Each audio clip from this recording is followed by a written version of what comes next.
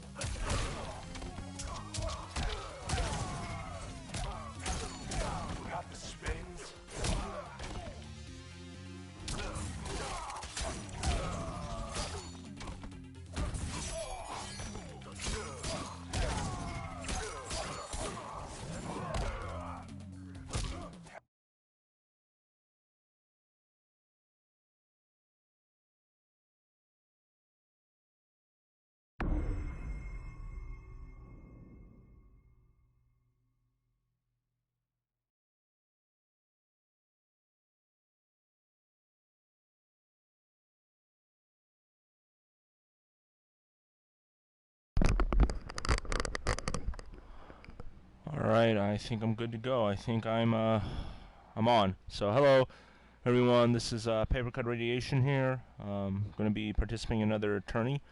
I've already checked into the Mortal Kombat 11 tourney, so yeah, and it's kind of interesting. Not that many tourneys left. You think about it, not that many tourneys left before Mortal Kombat 1 launches. You know, 'cause Mortal Kombat 1 is going to be launching in late September. So that means it's almost late July. So think about it. Just a little bit over 2 months left before Mortal Kombat 1 launches. So, and these tournaments are bi-weekly. So yeah, not that many tournaments. I'm not 100% sure. No promises. But even if after Mortal Kombat 1 launches, I might still participate in the ESL Mortal Kombat 11 tourneys, even if it's even with Mortal Kombat 1 launched. Because I know Street Fighter 5, ESL is still hosting through Street Fighter 5 tourneys. So there's a pretty good chance it's gonna be the same for Mortal Kombat 11, and I still really enjoy the game. So yeah, I don't know how many more Mortal Kombat 11 tourneys I'm going to be participating in, but even after Mortal Kombat 1 launches, I should still participate in them if they are available, of course. So yeah. So I know I was kind of a little bit off the grid last week. I just want to make sure my mic is working.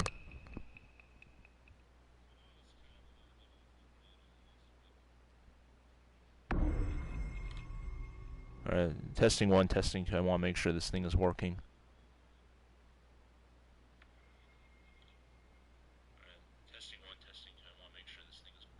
Alright, so as I was saying, I know I was off the grid a little bit. So yeah, I just I think I just streamed had one stream, and that was the top fast food discussion stream. So hopefully I can do one maybe this Thursday. I was thinking of maybe doing top 5 candies or something like that. I'm also hoping I can do another GTA stream soon. I'm not 100% sure how soon that's going to be, but one thing I'm really prioritizing right now is Far Cry 6.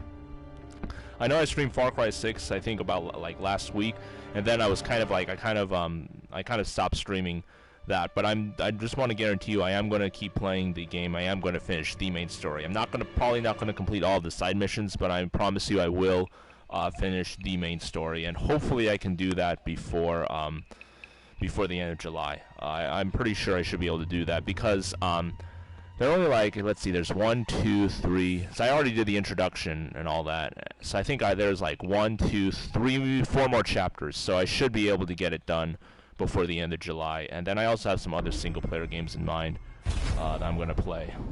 But yeah, I promise I will get to Far Cry 6 pretty soon. Once I start a single-player game, I will probably finish it unless there's something screwy going on with the PlayStation streaming, like Naruto Storm 4 is an example. Ultimate Ninja Storm 4, that's a perfect example. It wouldn't let me stream PlayStation because of some, I think it was spoiler prevention reasons. It literally would not let me stream the final part of Naruto, so I pretty much had no choice but to stop the stream there. But yeah, that's pretty much the only reason why I would leave a walkthrough incomplete. I'm gonna complete Far Cry 6. I'm no guarantee, but I'm hoping I can start on Wednesday. or Thursday, maybe both. Although Thursday I might want to do the top 5 candy discussion, so I'm pretty sure I should be able to stream Far Cry 6 on Wednesday, the second part of it. And maybe, hopefully, I can get another part done on the weekend, and then maybe get part 4 and 5. 5, which is would be the final part, done. Alright, meanwhile, here's my first match, so I'll do my best.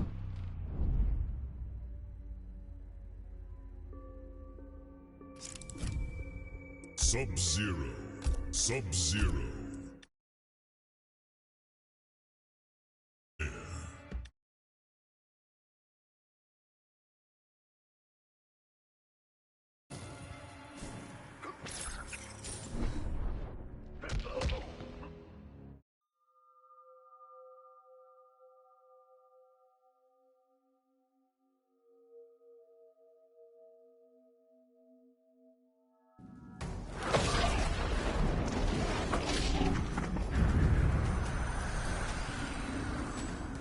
I still grieve my wife and son. I'm not so cold as to mock your pain. A wise choice, Sub-Zero. Round 1. Fight!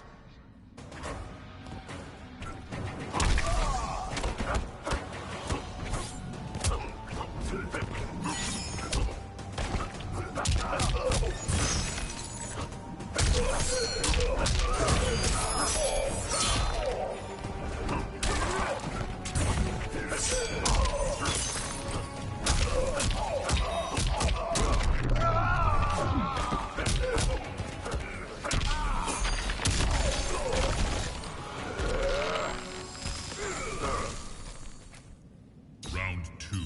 Fight!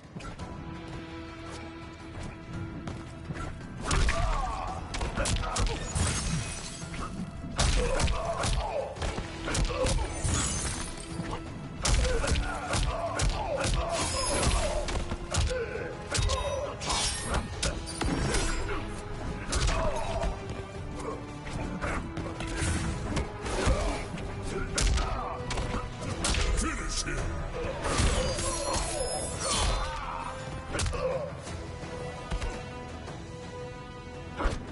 Sub-Zero wins.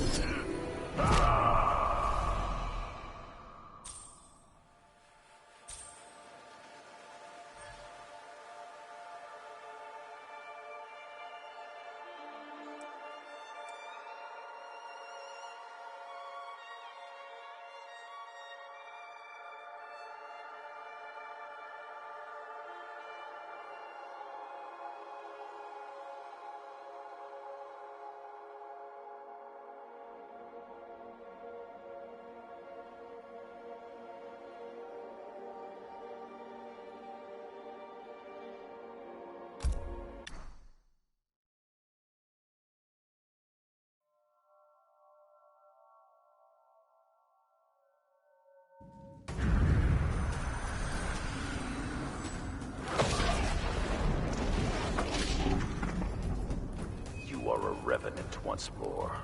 I cannot escape my rage. Allow me to cool your anger. Round 1. Fight!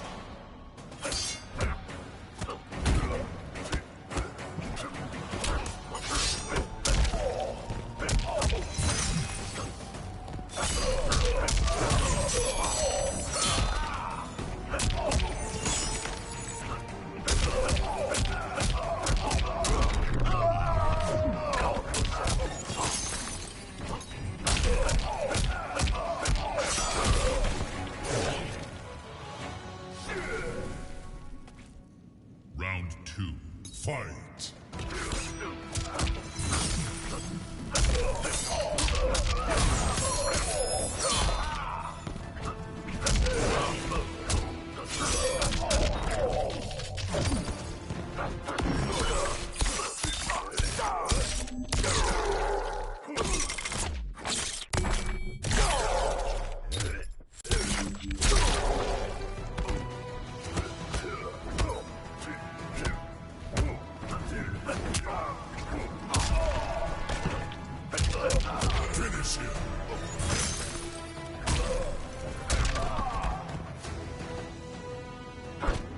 Sub-Zero wins.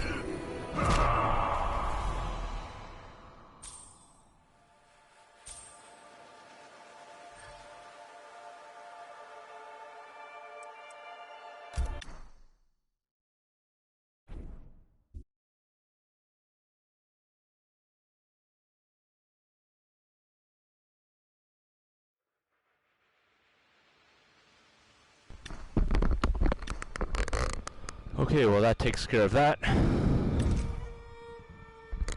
So I actually didn't take a look at what kind of tourney it's going to be. Yeah, it's going to be the usual double elimination Swiss. So that means there's going to be no bracket, but everybody is going to get eliminated after 2 losses. You see, I play against just some random people, and if I win a match like I did, like I said, my next set is going to be against somebody who also won 1 set. And if, let's say, I won 4 sets and lost none, then I be playing against another random person who won 4 sets and lost none. So that's how double elimination Swiss works, Swiss system.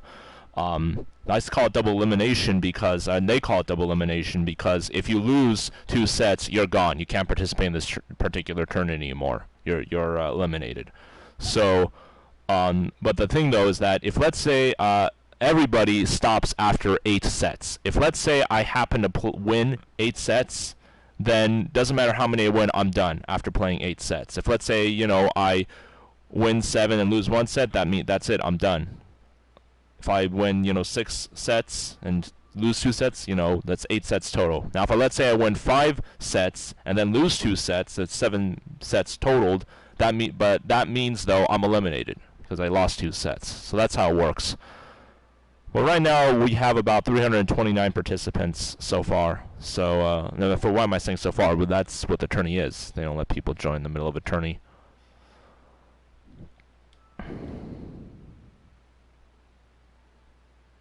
But that means I'm gonna have to wait a bit of time. While I actually wait for time, I'm actually going to hold on. I'm going to find the link and I'll copy and paste the link to the Twitch chat.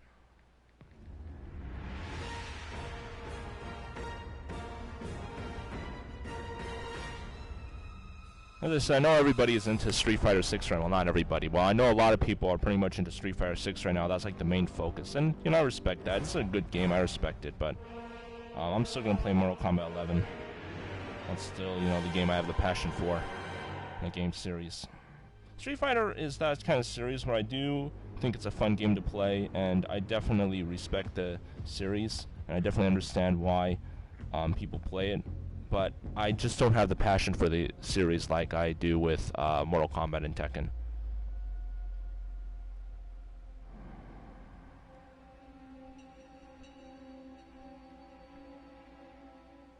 Actually, I don't know if there's any point in, since there's no actual bracket there, I don't know if there's any point in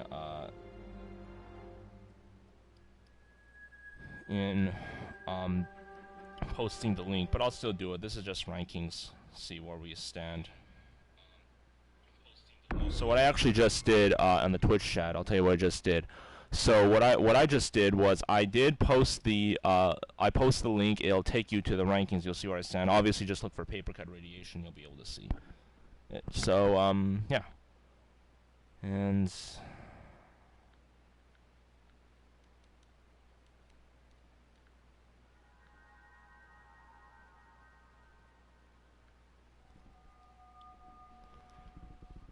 All right.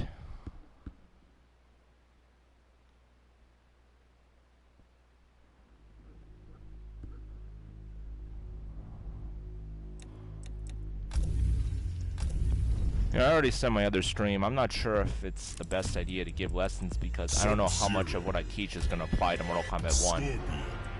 Because the games, each Mortal Kombat game nowadays is quite different from the other. I mean, even the move sets, the simple moves and the strings are like day and night. Tekken, a lot of the strings usually usually carry on from the previous game. Not really in Mortal Kombat. The only thing that carries on are the special moves. Some special moves. And even for Sub-Zero, it's and other characters actually different command. For example, the ice ball. Look at this. The ice ball is, if you look at the command, it's, you know, quarter circle forward 1, right? But here's the thing, in Mortal Kombat 9, and actually all the games prior to Mortal Kombat 9, all the main Mortal Kombat games prior to Mortal Kombat 9, and Mortal Kombat 9 itself, it actually had quarter circle forward, or down forward to forward. Now Mortal Kombat 11, you have the shortcut, you could just hit down and forward. But the point is, wait, can you? Yeah, do it quickly. I just like to slide it, do the quarter circle motion. Doesn't have to be perfect. As long as you can time it right, you'll be fine. Time the command right. But as I was saying, in Mortal Kombat 1 through Mortal Kombat 9, so think about it, that is from 1992 to 2011, so that's almost 20 years. Believe it or not, it's almost 20 years. Sub-Zero's Ice Ball was actually quarter circle forward X.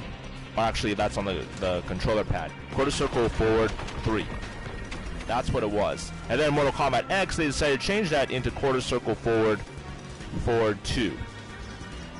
And then finally in Mortal Kombat 11, it's quarter circle forward 1. What will it be in Mortal Kombat 1? I haven't seen the command list yet. So I'm not sure, but I'm thinking it'll probably be quarter circle forward 1. You see, even some of the special moves that still remain the same throughout all of the games, even the commands can change, which is really interesting. So, you know, I could probably give some lessons what I still know, but I'm just not 100% sure how much that will help. If you still want to participate in maybe the remaining tourneys, I guess they can, you know, Mortal Kombat 11 tourneys. You know, if I come to think about it, I think even when Mortal Kombat 11 launched, I think ESL, if I recall correctly, correct me if I'm wrong, but ESL actually still had Mortal Kombat X tourneys for a short time before they stopped altogether.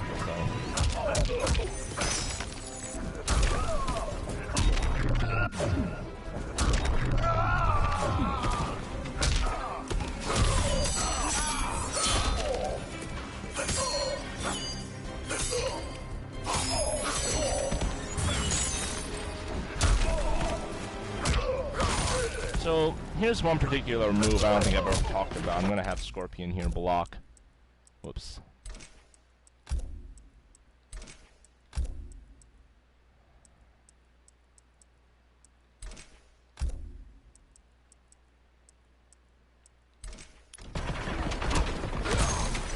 So you notice? So here I have a +2 advantage, and if I complete it, it's still +1 advantage. But some people like to try to attack you if they're at -1, and that's actually a good way to catch them with a back 1 and follow it up with a combo. One of the things I like to do is that even though I am minus on 4, I do like to do 1, 1, 2, 4. It pushes the opponent back and kind of pressures them, and even though I'm still technically minus, it can confuse the opponent, kind of make the opponent uncomfortable. It's a good thing. So here's something interesting. Another thing about frame advantage for Sub-Zero is that if you notice 3, just 3 without any direction inputs. 3. The kick, notice it's +2 on block. Just that alone. You notice the distance it puts you at. Now we have 4. 4.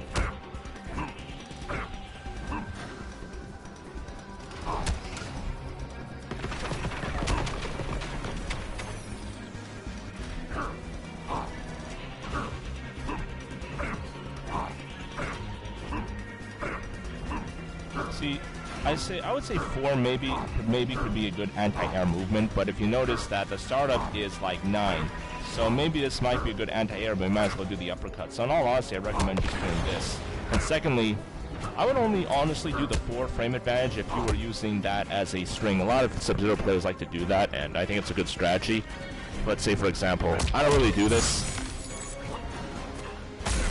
Wait, how do you do this? It's not the combo usually. That's not what I wanted to do. Hold on.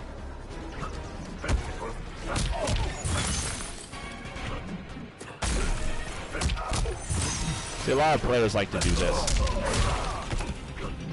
They like to use that as a... So that, I would say that could be good if you're looking for an easier combo.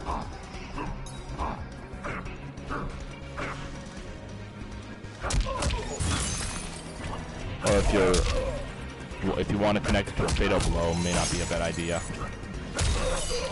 That's a habit, I'm telling you.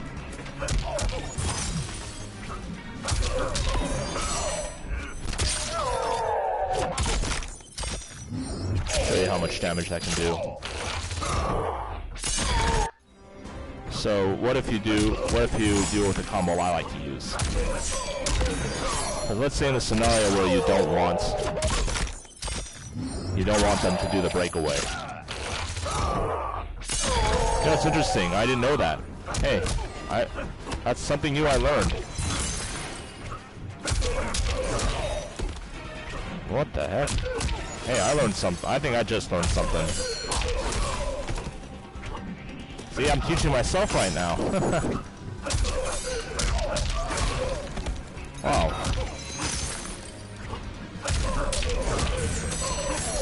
Wait, that's 222, right? Without the enhance.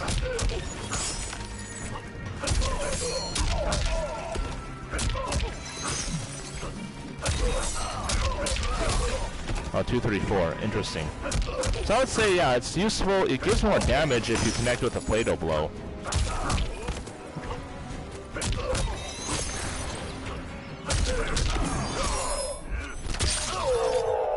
Let's see what damage that does.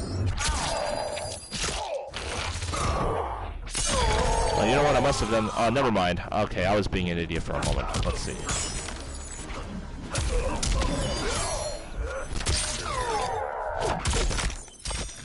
I must have used the enhanced ice ball and forgot I did it. Oh, silly me, yeah. Never mind, I was wrong.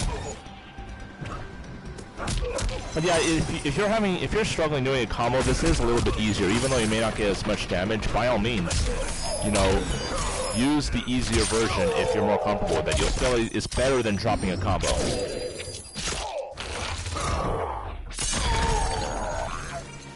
Okay, so wait a second. Oh man, now I'm totally confused. Hold on.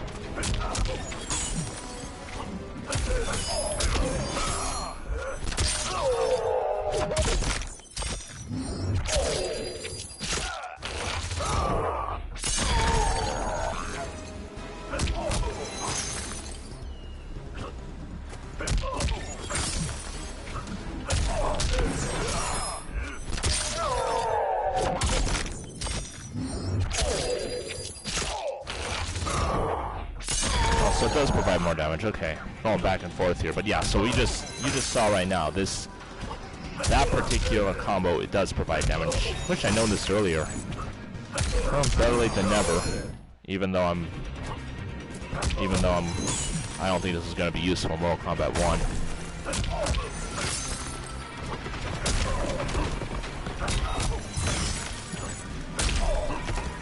Yeah, that won't work.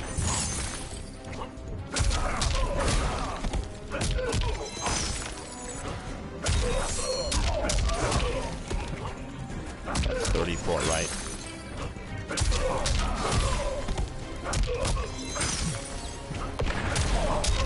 Whoops.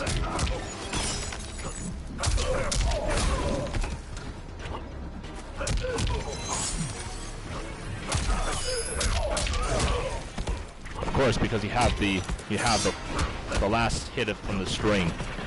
Okay. But yeah, if you connect, I would say use this if you're connecting it to a fatal blow, because you will get a little bit more damage. So that, okay, I'm not confused anymore. But as I was saying, this honestly, if you do this, if you're trying to get a plus frame on the opponent, that's not really a good idea. Maybe anti-air, I'm not sure. Probably not going to test it now, because I just might as well just do the uppercut. But I would say, if you do the 4 here, you notice it's a 19 startup. compared to this, and notice they're both highs. Now, of course, if you're trying to get a plus frame and some block damage, you know, if let's say your opponent doesn't have that much life left, you're just trying to scrape the remaining life off, you know, this might be a better choice, but usually I would just do this. It's not much, it's just like, what, how much? A 3-point difference, right? And this also is faster. You can get a good +2 advantage. Gotta watch out, it can be ducked, but if your opponent is not, you know, is not on guard for this, you could catch them with a +2 attack. And plus, your opponent's also has to watch out for the second move as well. Your opponent might interrupt it, but if they try to, you can then you know, do a down poke or use the plus frames to your advantage, depending how your opponent reacts. Or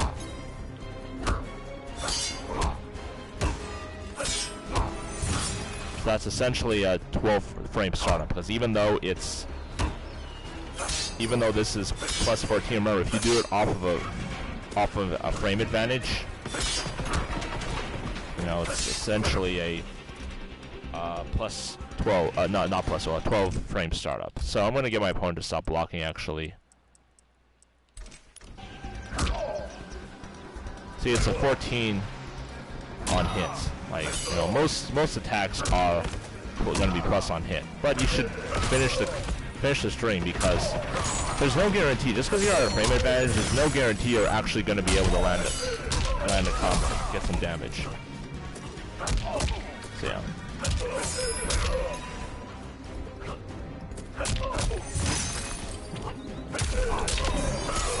Okay, now I wonder if my opponents do this. I just learned this. I'm an idiot. How could I have not known this? That's why I just never really paid attention to it. See, fighting games are a complicated thing. There's some things you can miss for literally years if you don't pay attention to it.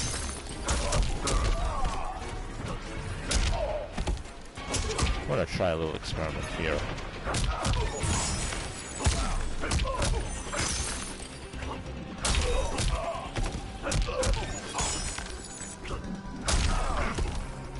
I don't think that's gonna work.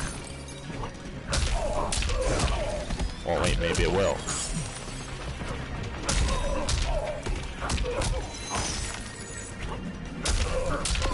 Nope, that won't work.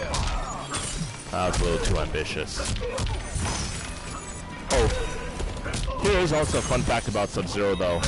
Not many people know this. Not many of the new Mortal Kombat players know this. So if you notice with Sub-Zero, if you use the Ice Ball, if you use it too many times, you can sabotage yourself in a way.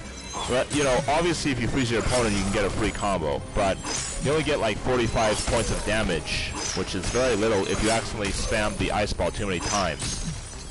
Now, if let's say you accidentally double spam the enhanced version, you can get 140. So, or 90.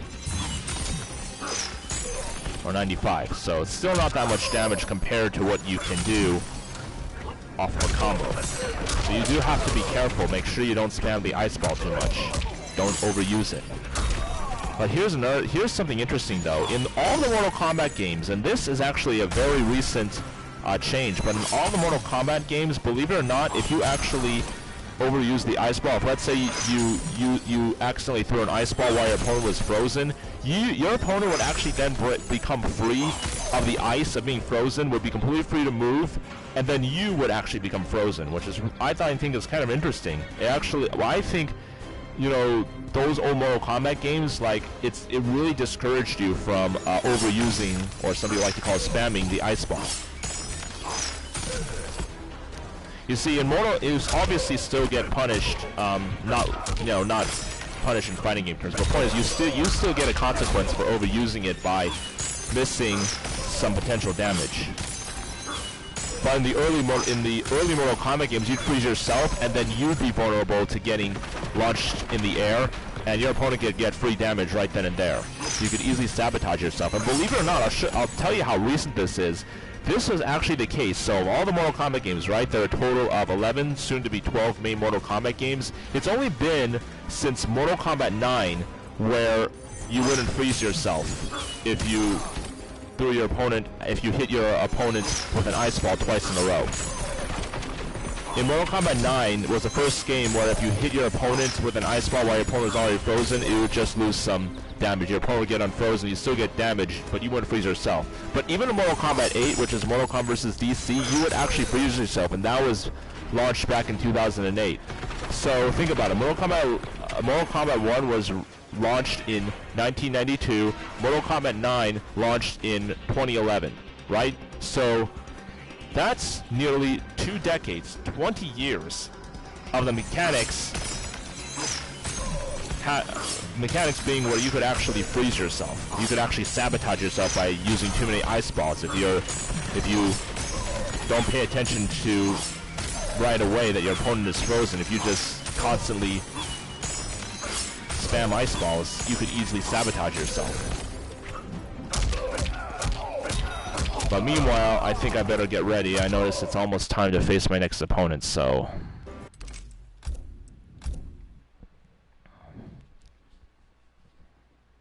I think it's crazy, though. It's only been like the last, if you're being technical, it's only been like the last 4 Mortal Kombat games, soon to be 4 Mortal Kombat games, compared to the first 8 that were launched, you know. Still haven't even caught up halfway yet. But yeah, you know, I do agree that like the old fighting games were definitely a lot harder to learn because a lot of them didn't even have a tutorial mode inside the game. So you know, a lot of the old ends, they were not that beginner friendly either. So you know, the old fighting games were fun to play casually, but they were like super hard if you want to get into it competitively. I mean, Mortal Kombat, like the Sub-Zero, you know, playing Sub-Zero, just that alone would make it a lot harder to play as Sub-Zero. You gotta be careful not to use the ice ball too many times, or else you sabotage yourself. I'm just gonna wait for my next opponent. I'm just gonna chill here. It's only like literally 1 minute before my next opponent. I face my next opponent, so excuse me. Sorry.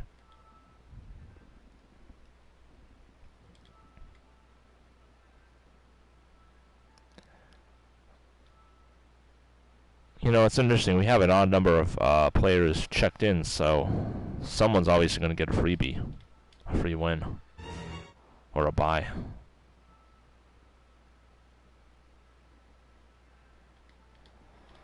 I can't wait to face my next opponent.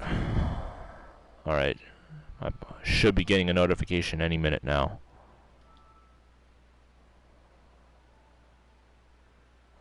So I just looked at the tournament standings. I think some people might be taking longer to complete their first sets than was when it's supposed to be completed. Usually, you know, these double elimination Swiss tournaments usually have like only 30 minutes to complete your set. So some people are taking more than that.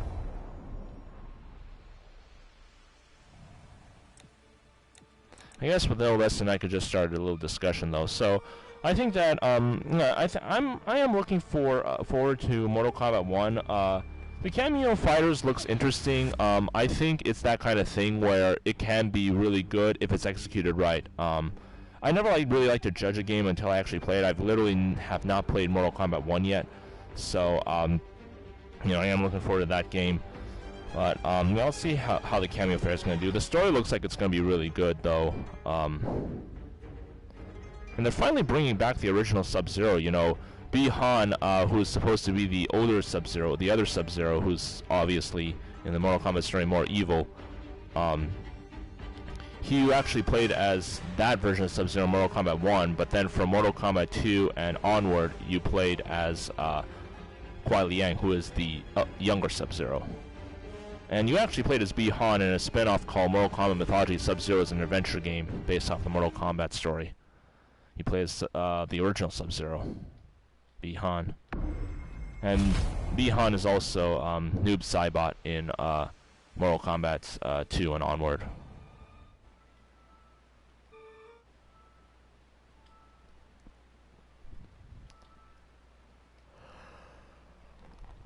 I'm tired. I'm gonna join my next opponent.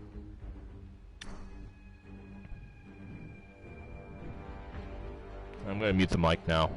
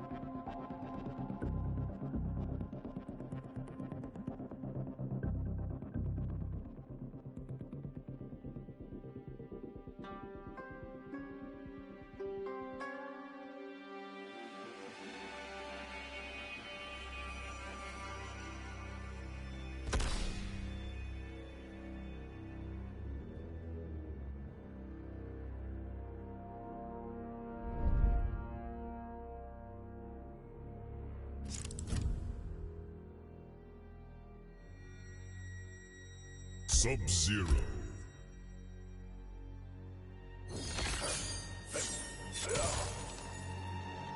Scorpion. Sub-Zero.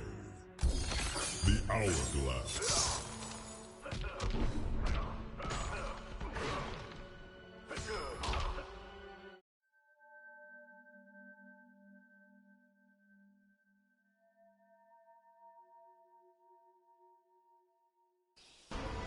Round one, fight.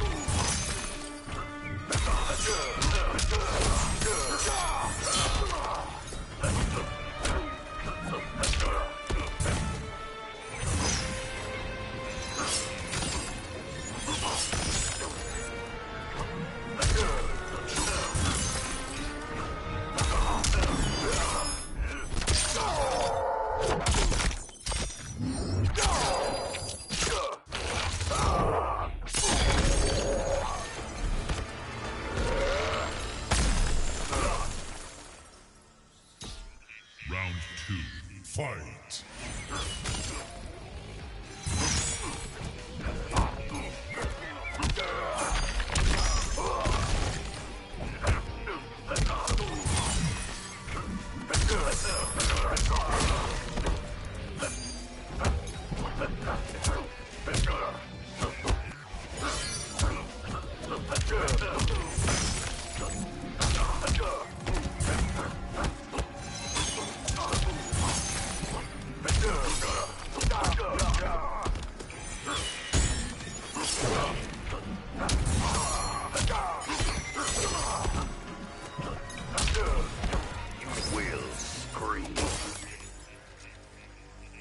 Final round, fight!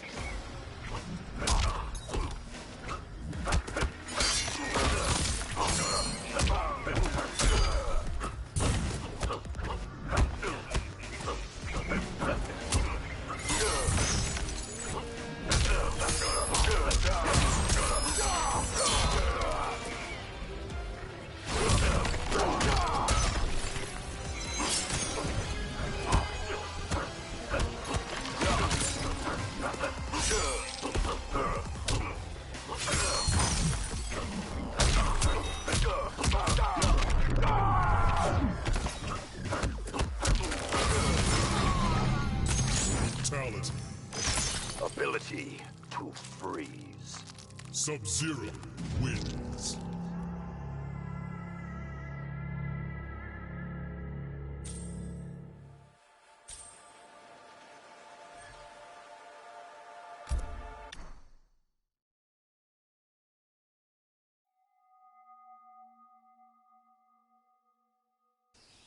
Round one, fight!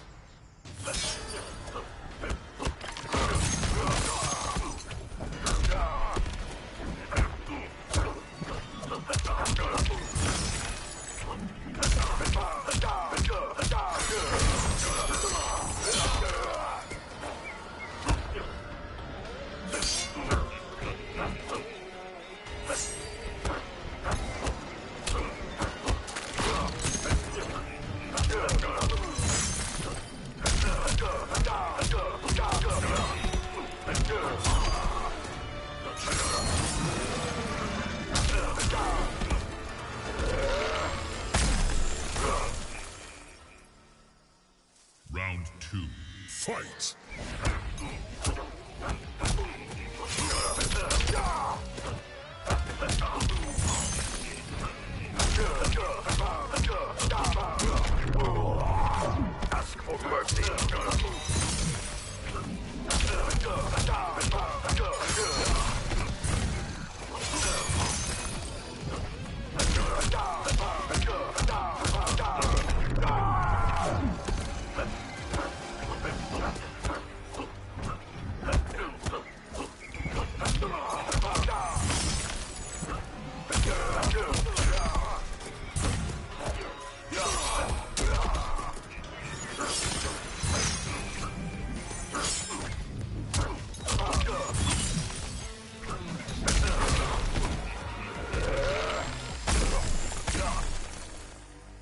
Final round. Fight!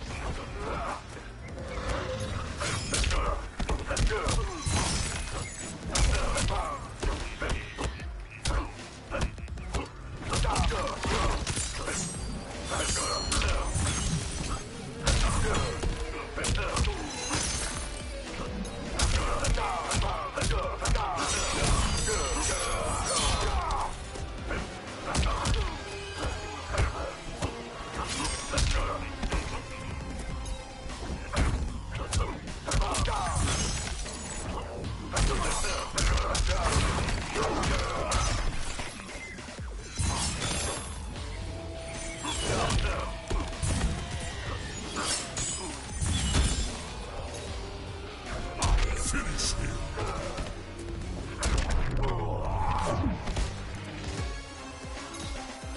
Sub-Zero wins.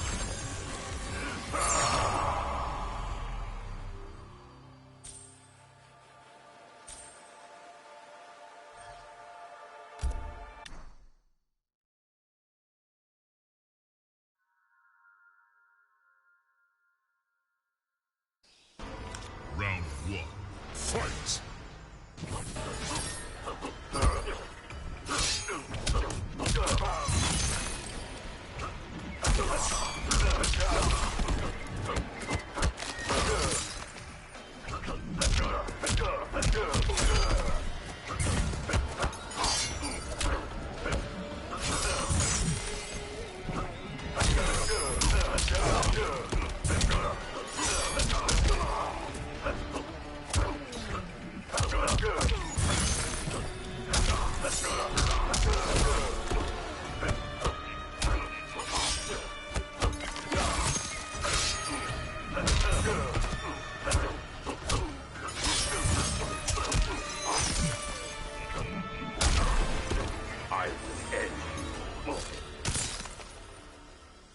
Round 2. Fight!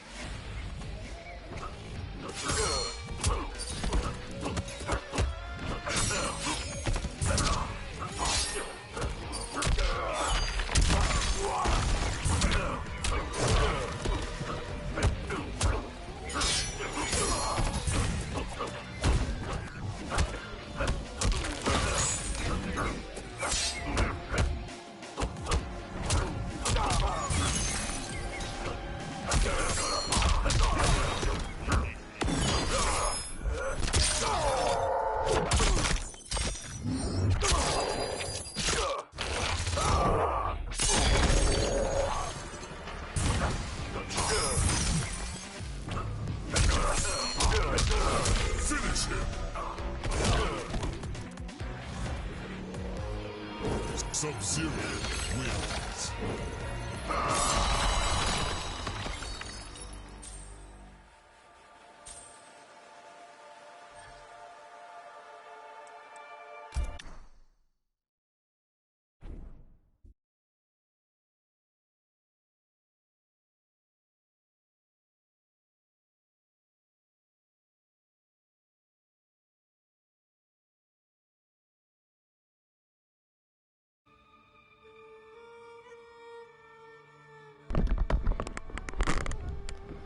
Oh well. I'm still in the tourney though, so...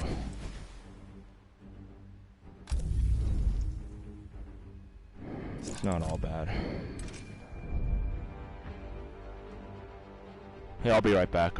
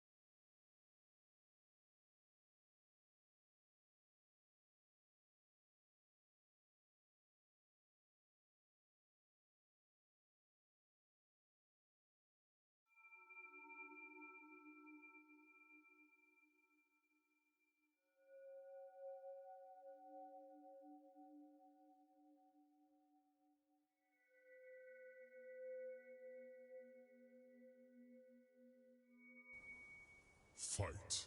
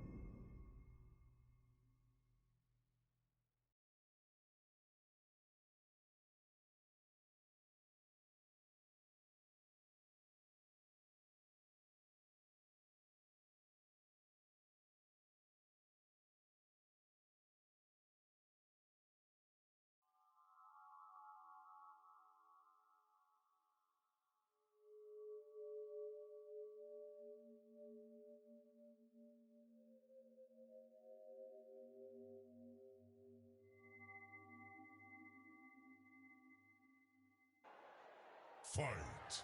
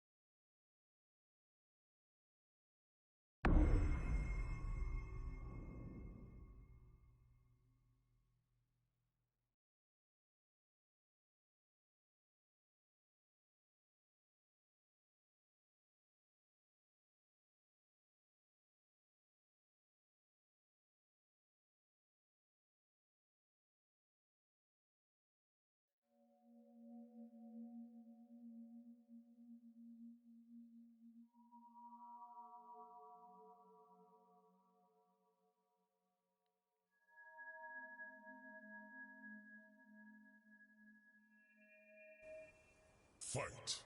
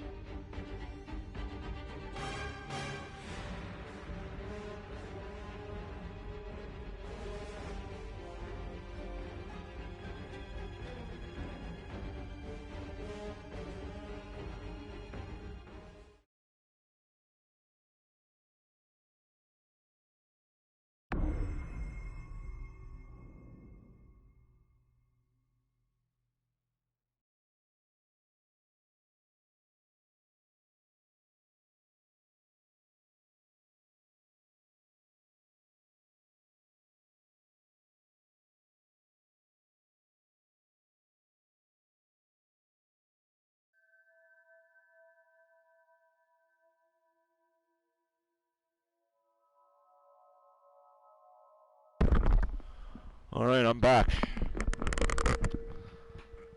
Should be starting my next match in about 5 minutes, so hopefully I can do better.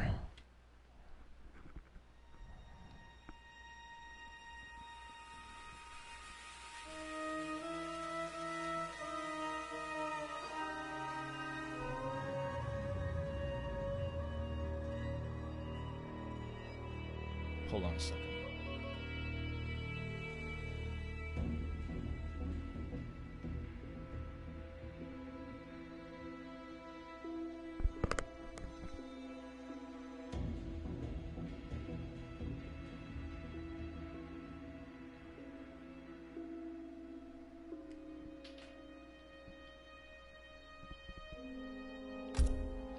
All right.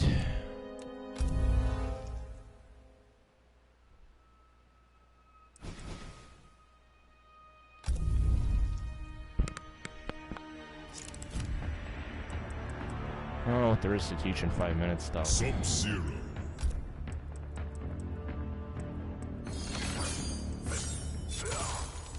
Honestly, I don't think there's anything to teach. I just have to wait here.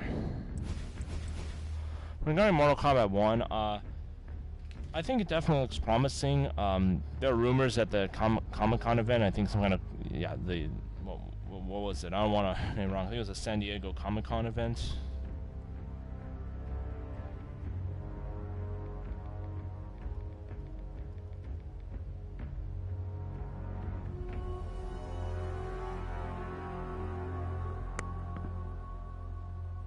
Yes, I was right. It was the San Diego Comic-Con. There are rumors that there might be more information there, but I always take rumors with a grain of salt. But it definitely looks promising. I'm not 100% sure if it's going to be like the best of the best in the series. You know, but I think it definitely has some promise. I do think that it can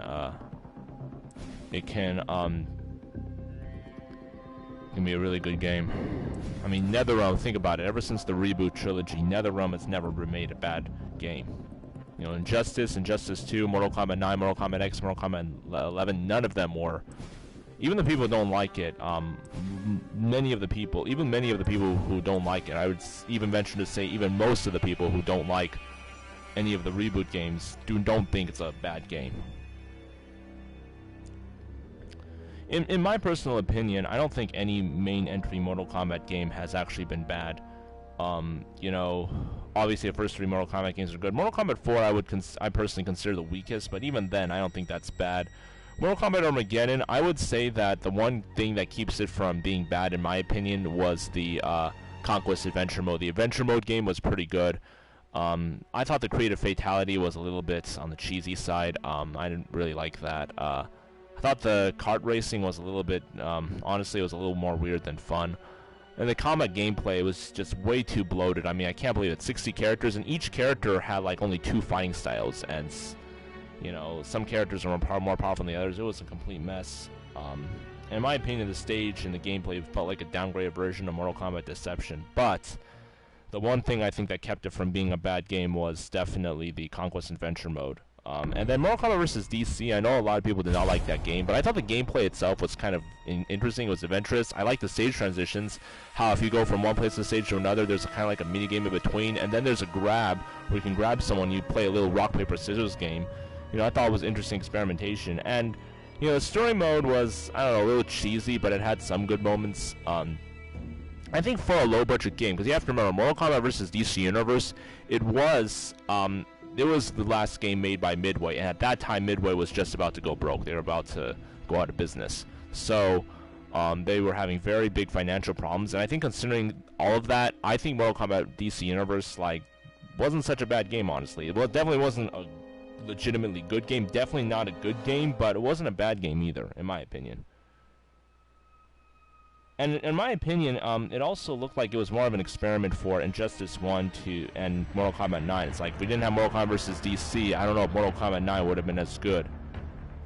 And I don't know if Injustice 1 would have been as good.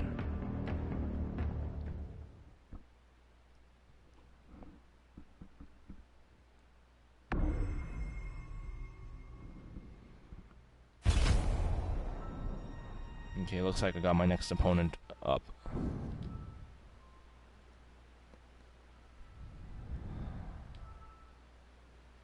Who is my next opponent?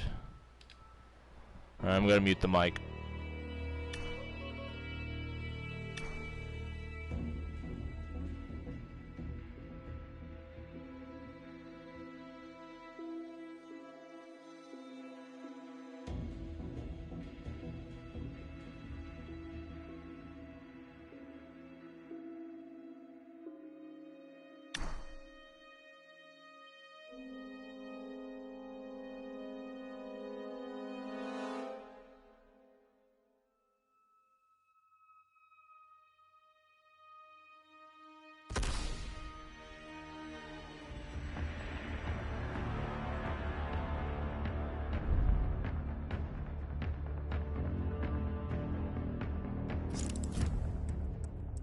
Johnny Cage. Sub-Zero. Sea of Blood.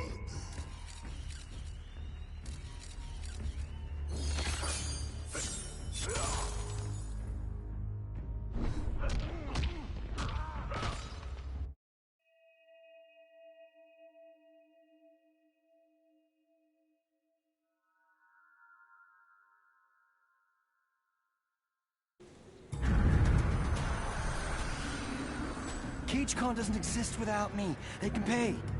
Hold on. Call me Grandmaster. Grandmaster Blueberry Ice. Even a child has more discipline. Round 1. Fight.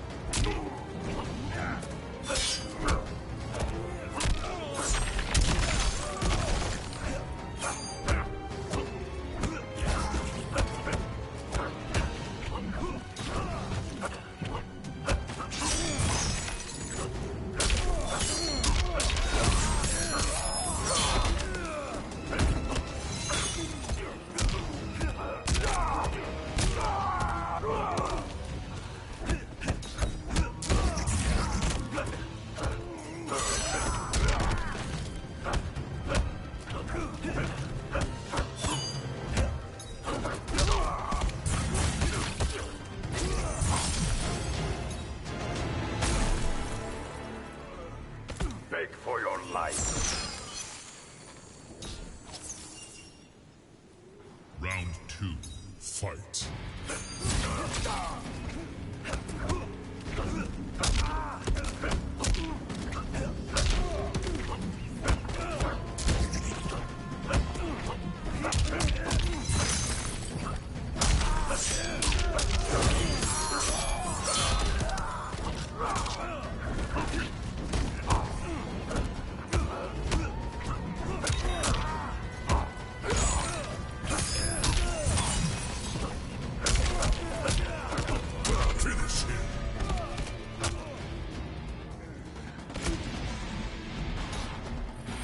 Sub-Zero wins.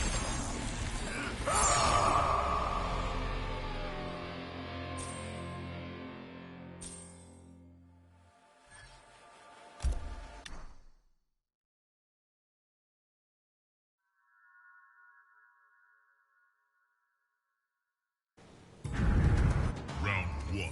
Fight!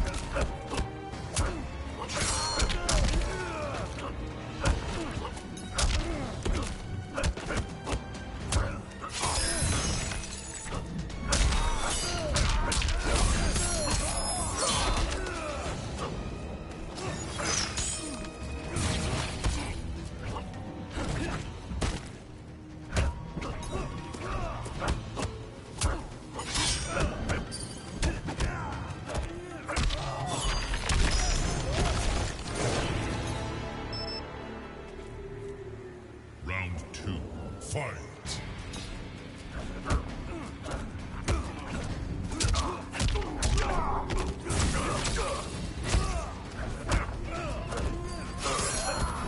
Fear freezes you.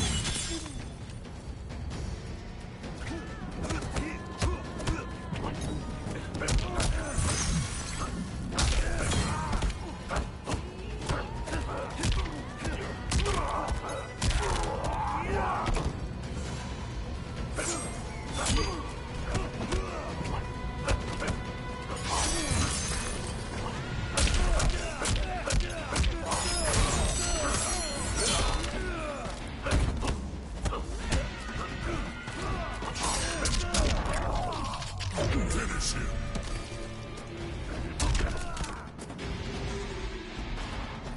Sub-Zero wins.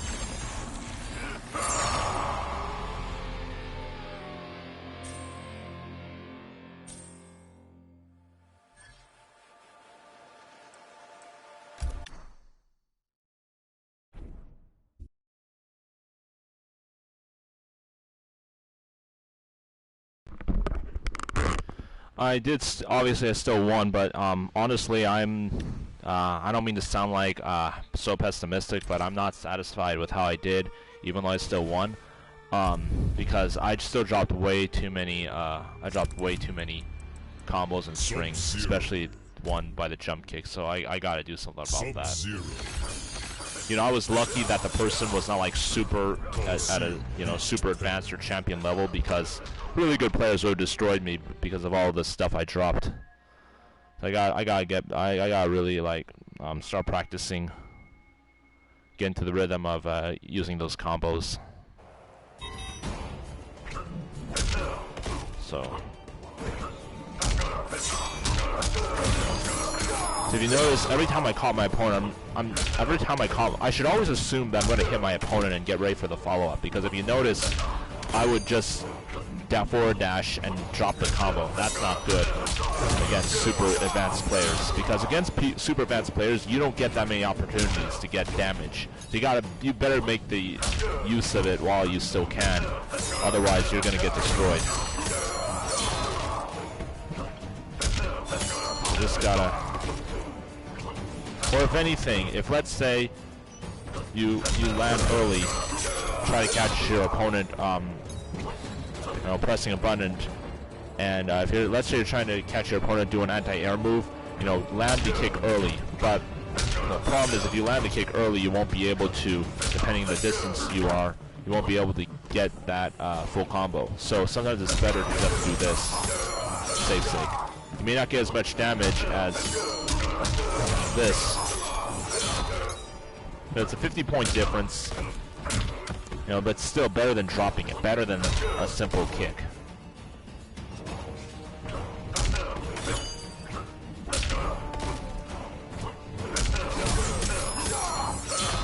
So I want to make sure I get used to not doing a kick early.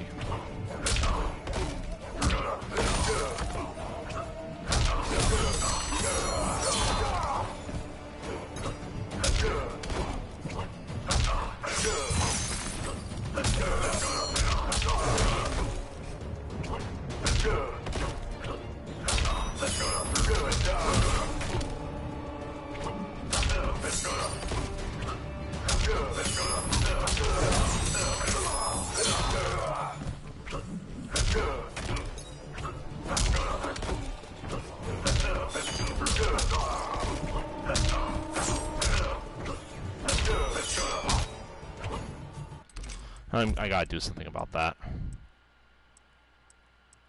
Whoops, where was it? There we go.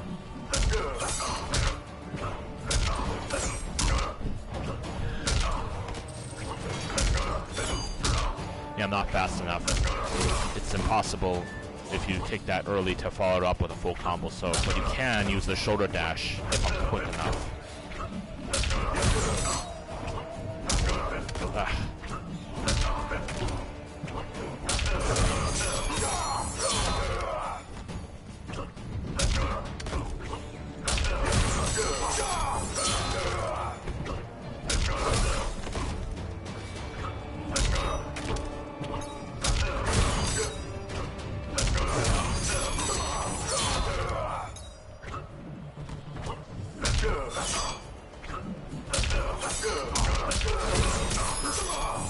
if you catch your opponent with that kick, just do a quick forward dash and then quickly do the combo right after that.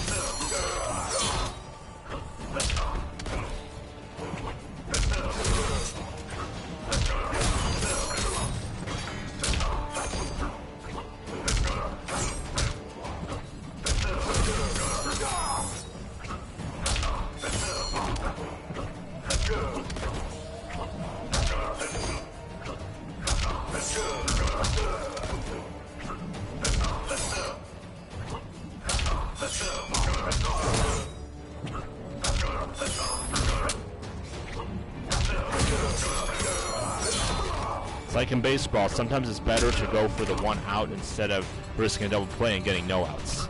Or in football, sometimes it's better to run for the guaranteed 5 yards instead of trying to throw a 15-yard pass and missing it and getting it incomplete. I'm gonna quickly make sure they finalize my win, just to make sure. They should have. Yeah, they did. Yeah, I'm the winner. Just gotta wait for my next opponent. It's gonna be in about 15 minutes.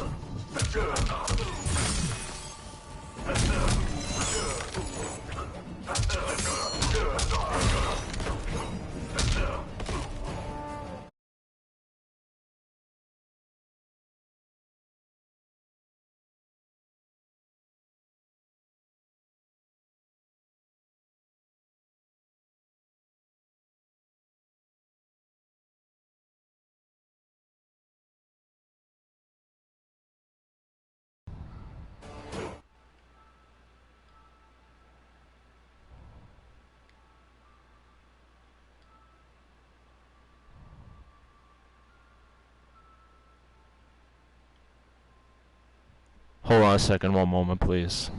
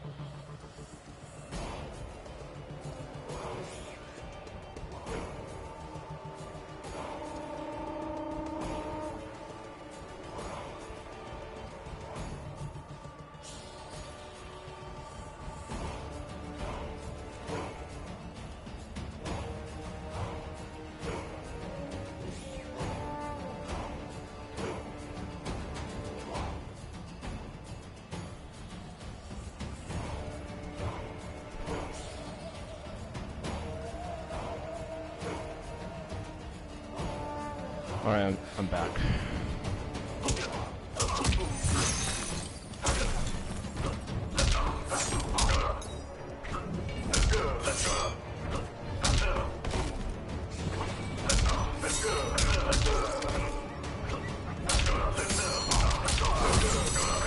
You gotta be like super quick.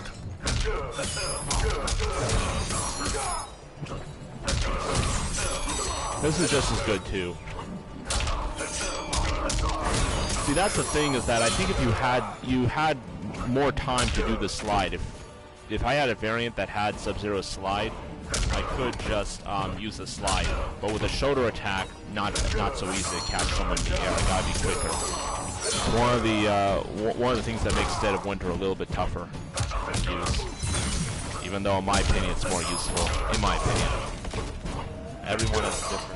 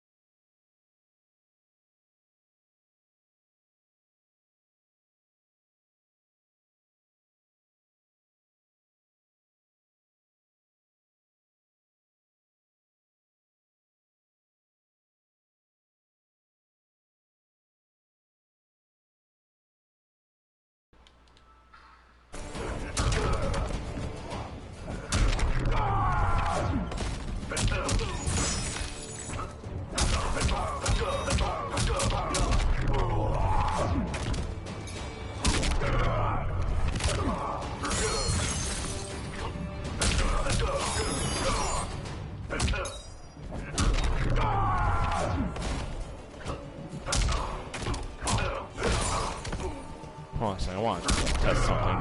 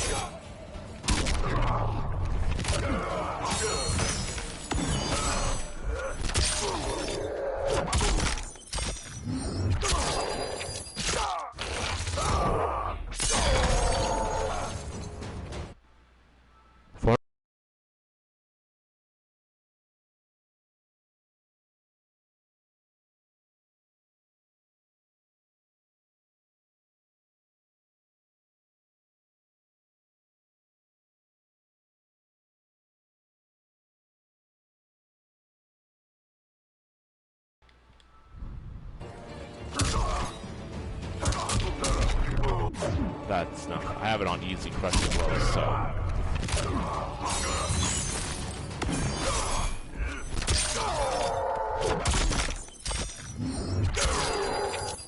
Oh wait, I haven't.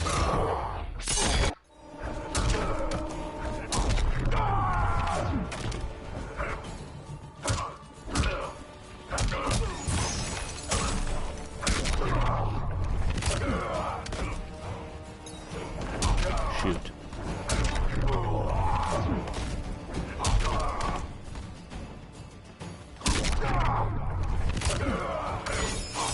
Really?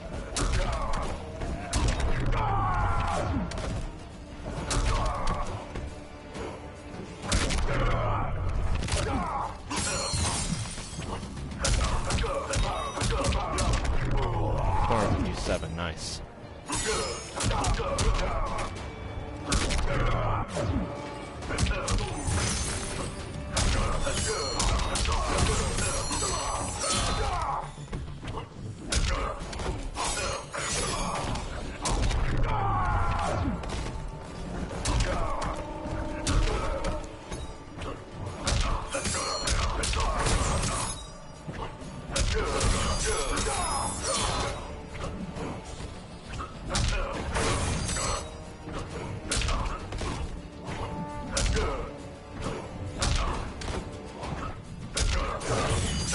See, if that was a slide, I could catch up to that opponent. The shoulder, I gotta be faster. Shouldn't forward dash. Remember, don't forward dash. Do not forward dash if you're just gonna do the shoulder attack. Follow.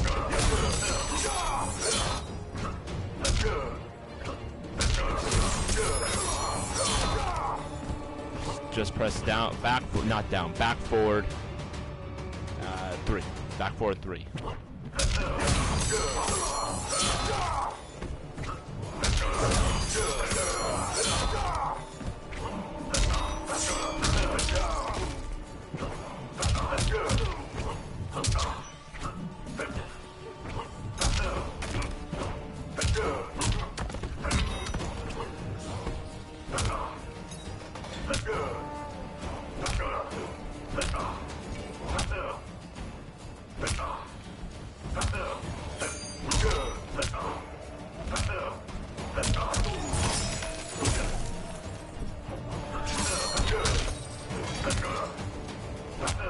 If you want to keep your opponent distant, this isn't such a bad move.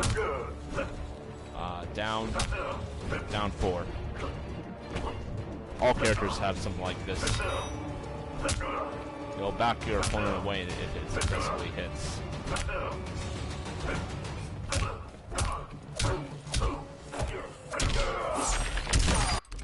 I'll show you what happens if it blocks. Oops. Come on. What am I doing?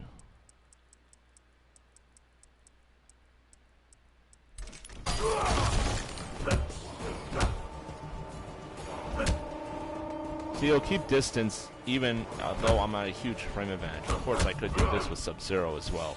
But if you notice, this keeps me a little bit more distance, so I could backdash, even though I gotta watch out for an attack. So I'm at -9. But especially if my opponent doesn't understand that I'm at a frame disadvantage. My opponent's not respecting frames. You know, it'll be a little bit safer to backdash. So you could maybe block. Well, it does nothing, just backdash.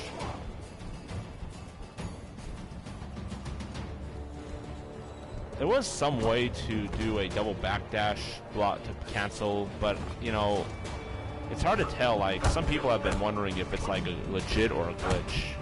Me, I'm not going to do it. First of all, I only like to use stuff in the game that's legit. I don't like to, you know, use anything that's not legit in a fighting game. And secondly, it's too hard to do. But the main reason is that, you know, I don't know if it's legit or not, so I'm not going to use it unless I know for sure it's legit. But yeah, it's basically block to cancel forward dash. I'm not going to do it. It's super hard to do it too.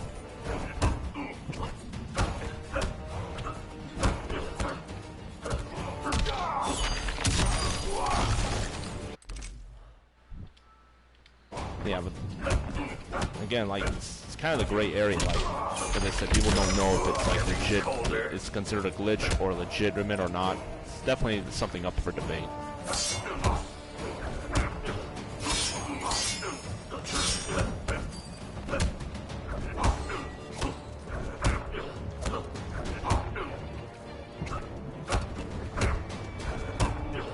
Alright, let's see. I still have to wait 6 minutes? Ay, ay, ay. The problem with these Swiss tournaments is that I have to wait a long time to face my opponent, next opponent. I'm honestly running out of stuff to teach. I think Mortal Kombat 1 is just around the corner. Sorry, I didn't mean to do that. That was an accident.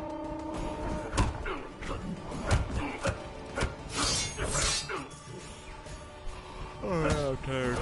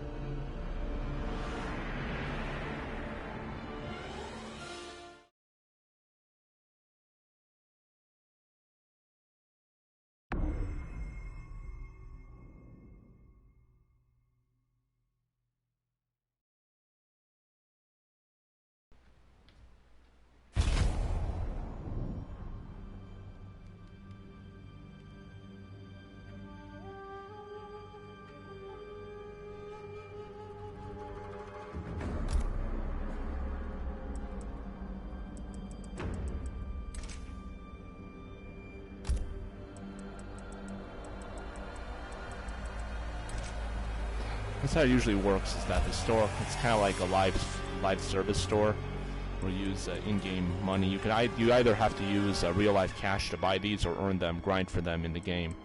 They're called crystals. You can buy like some extra cosmetics here, or brutalities, or taunts. So yeah. And also, you see, if you can also get also a pack. It's obviously very expensive though.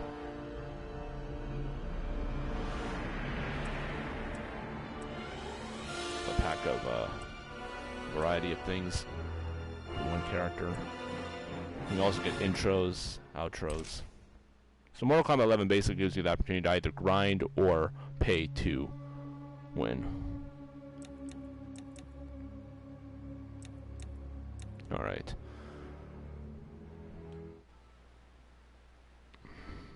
It's a long 3 minutes, isn't it? Well, it's only 2 minutes now. Soon it's only 2 minutes.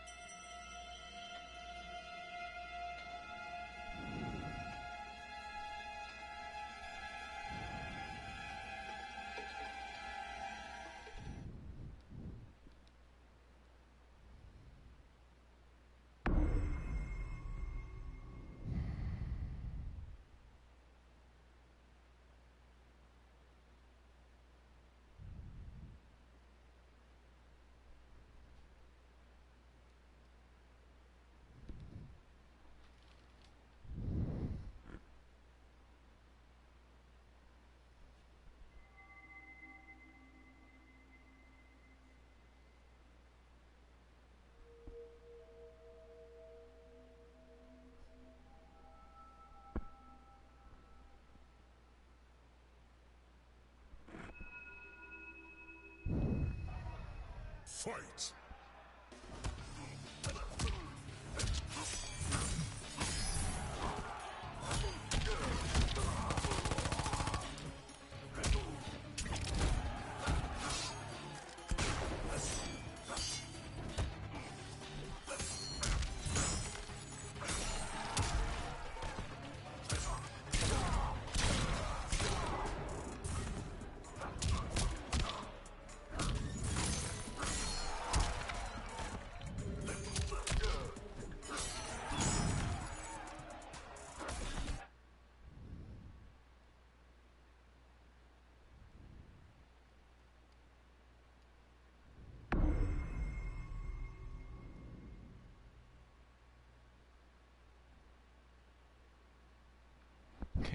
Should get my next opponent announcement any minute. I'm gonna check.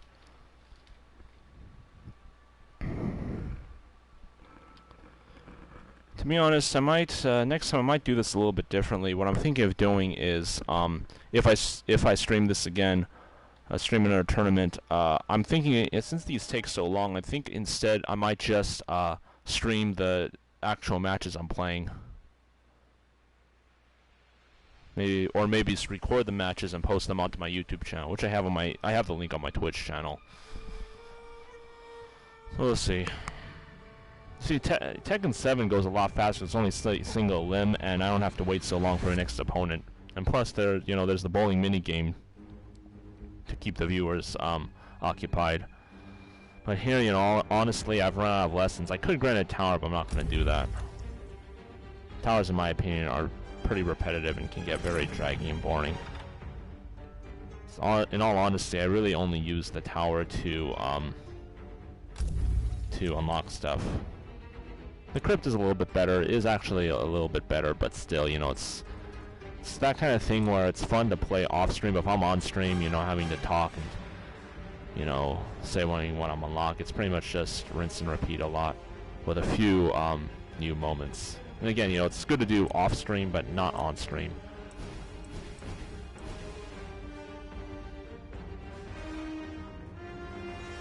Let's see. Yeah, I should be getting my next opponent right now. What is going on here? Well, it says 1 match in progress. Obviously, there's still 1 match that's hanging.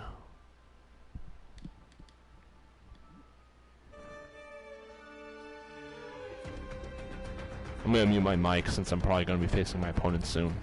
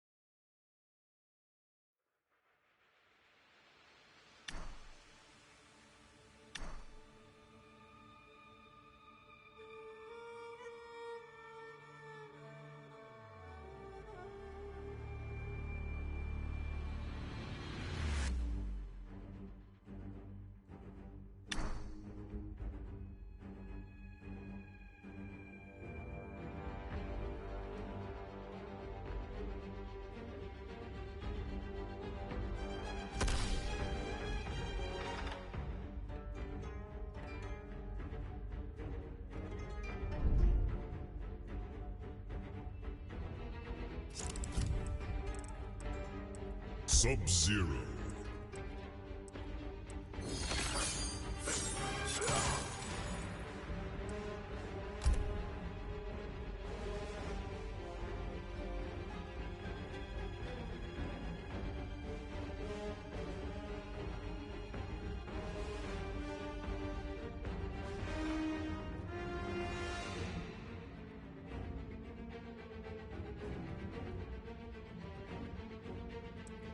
Cabal.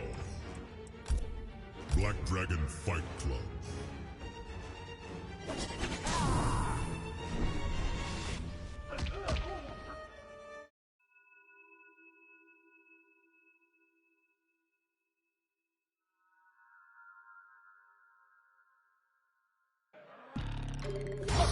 Round 1.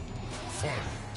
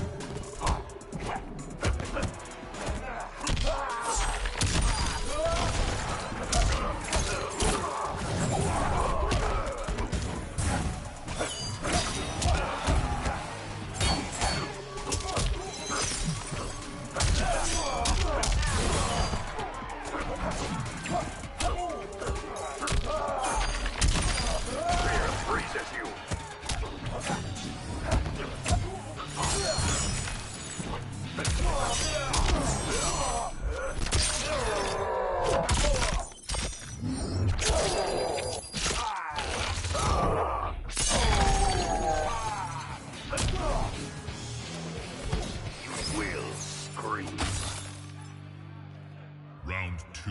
Fight.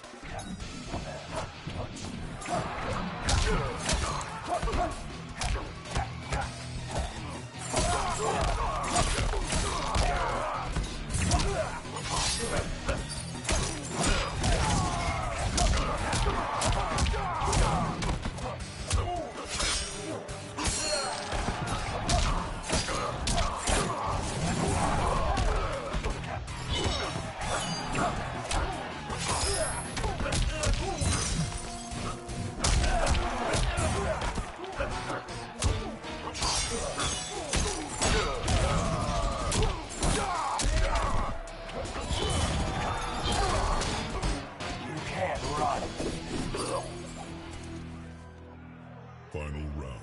Fight.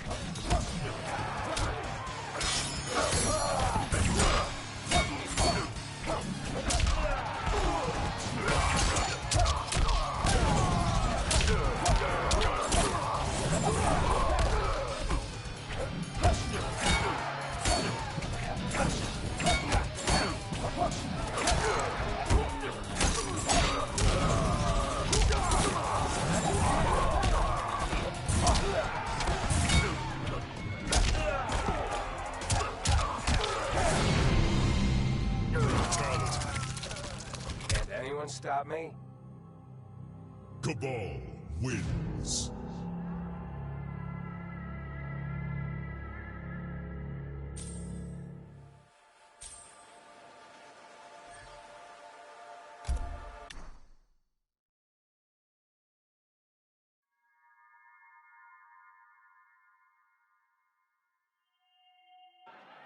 Round 1. Fight.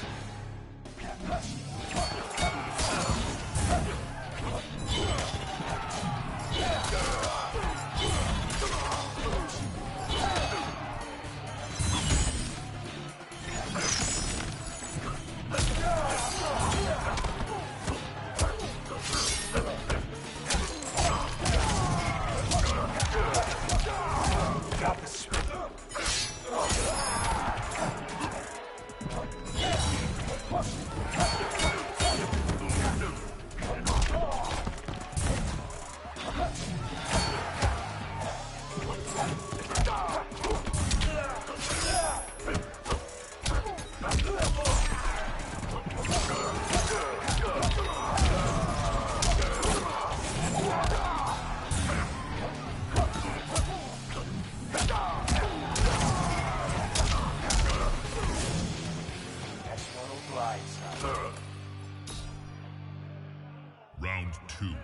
Fight!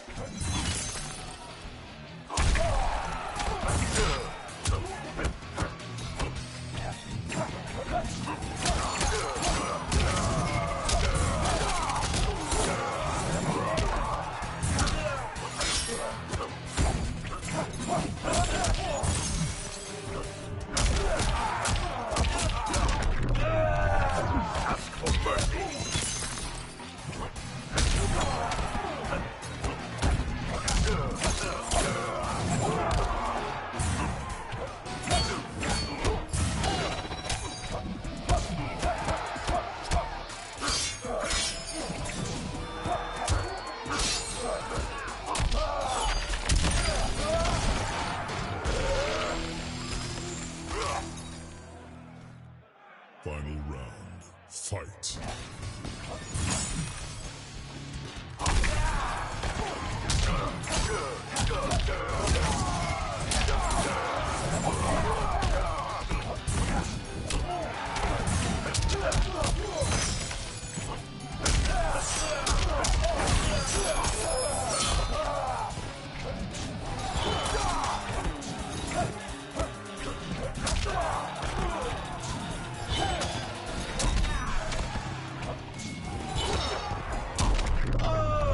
Finish him.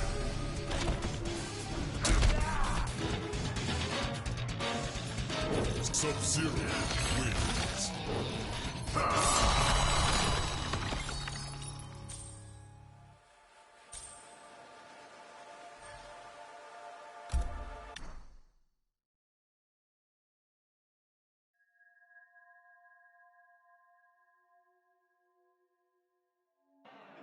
Round one, fight.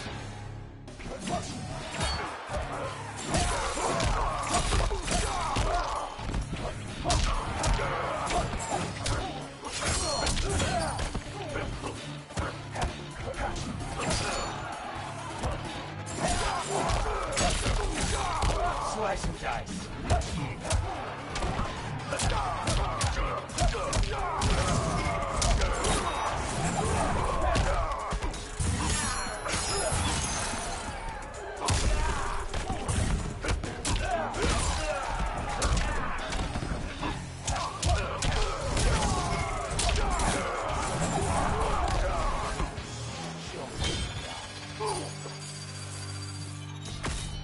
Round two, fight.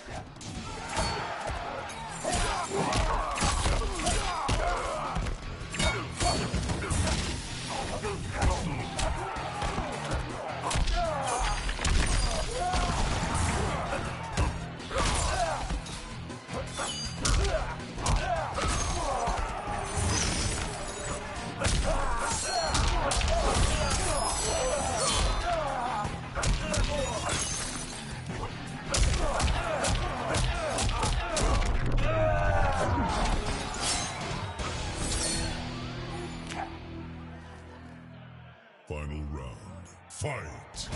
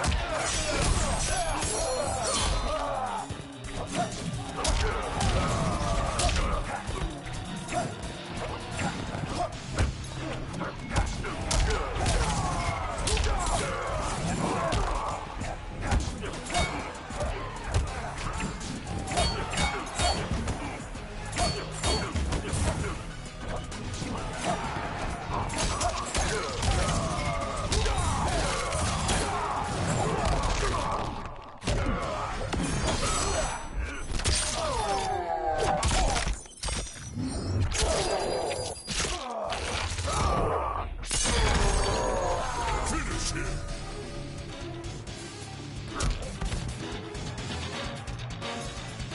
Sub-Zero wins.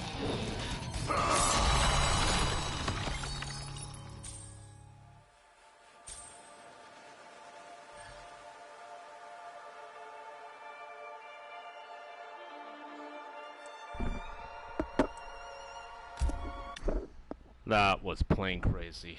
That is one of the most intense matches I've ever had on ESL. These ESL tourneys. I'm not gonna lie, that was just luck. I just got lucky. I mean, we were like dead even throughout. What happened at the end was just luck. I was just so lucky that thing connected. It was done at the right time. I mean, I'm gonna be completely honest. I just hit the fatal blow as a last resort, and while he jumped, and I was like, please hit, and then boom, he. Oh my goodness. And if you notice, I barely had enough life. I mean, if I had just a little bit less life than I did, he would have gotten me. Would have crushed the fatal blow. Man. I've never clipped something on Twitch. I might clip this. I don't know. I don't know if I can do it now or... I don't know. I might have to figure that out later on, but I cannot believe how intense that was. Whew. But yeah, I'm still in. A win's still a win, so I'm still hanging in there.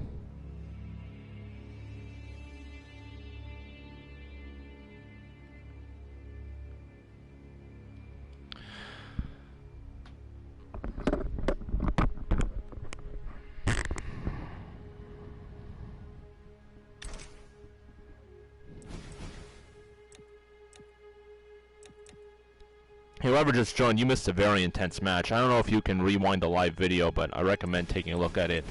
I played against a Cabal player. I barely won through the skin of my teeth. Whew. I don't know if you saw that, because on my end it says you just joined, but I don't know if you watched the entire match. Man.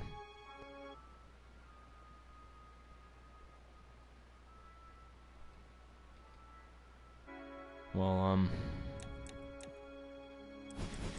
yeah, I'm gonna try to clip that part. I don't know if you can, but I'm definitely gonna try to clip that match. I've never clipped on Twitch before. Sub-Zero.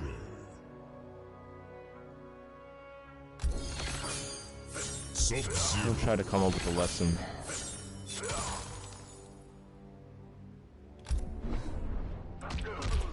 Tarkatan War Camp. Yeah, whoever just joined, also thank you for the support. I appreciate it.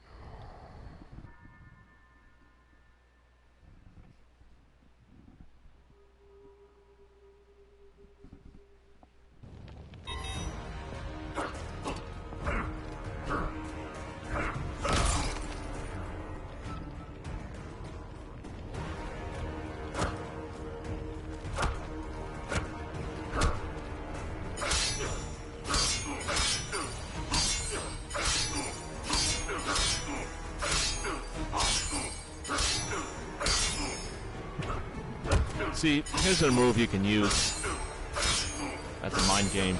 You press back. Back 2 is like a really useful move for Sub-Zero because if you notice, even though you're still on -2, opponents who know about Sub-Zero or experience it during the match will have to be will need to know that this there can be a follow-up back to 1.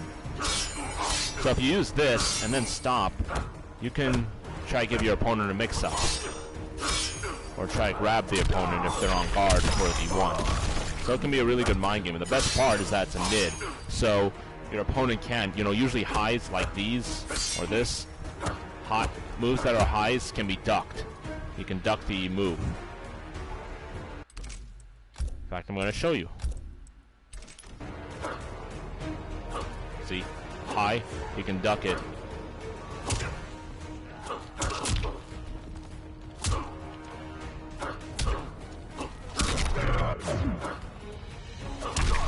See, it can be punished with an uppercut if I'm anticipating a high.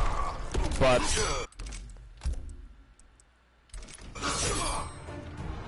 mids cannot be. So I'm going to get my opponent.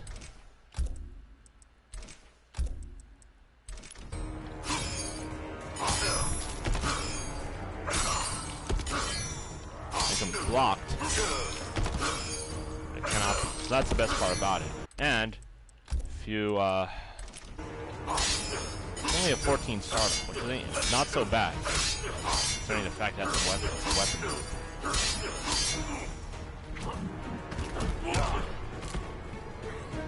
Interactions in the course is good. Why did I say course? In the stage it's good to use. It can be useful, especially if your opponent's not on guard for it. You could try to catch your opponent off guard. It does use a defensive meter, so you gotta watch out for that. But still, it can be useful if your opponent's not on guard for it. In fact, I'm gonna get my opponent to stop blocking all these moves. Let's see.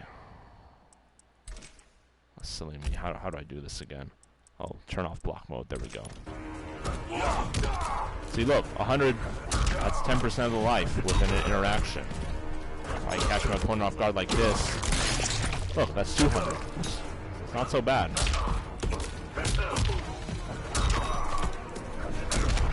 And also, if you're backed into a corner, some stages have like an interactable where you can run out of the corner. Not all of them do. This is why stages like the Mortal Kombat tournament mode have to be random, because stages like can make a difference. Just because of the interactables.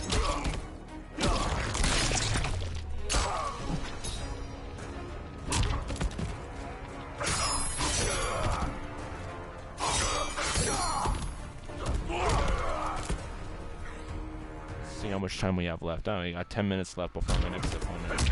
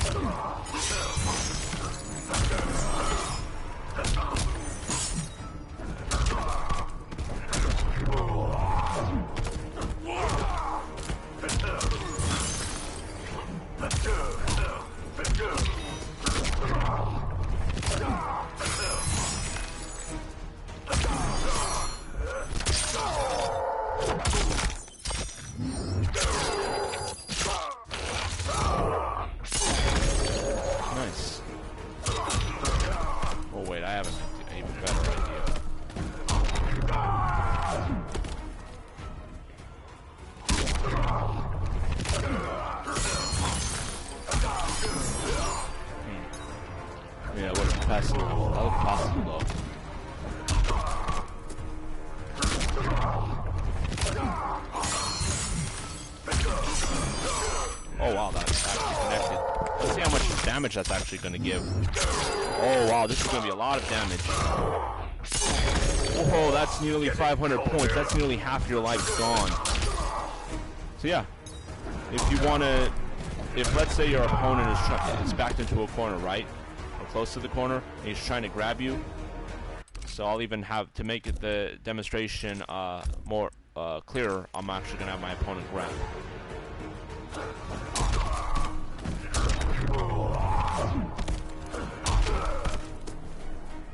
Let's say my opponent grabs. Boom. See the punish? Except I have to do it faster, of course. Let me reset the...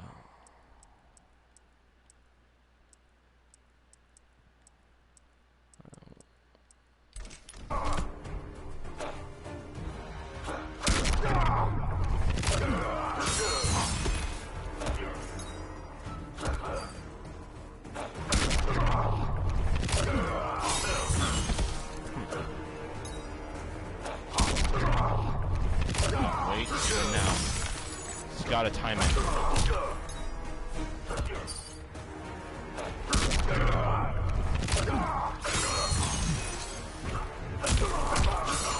Oh, messed up.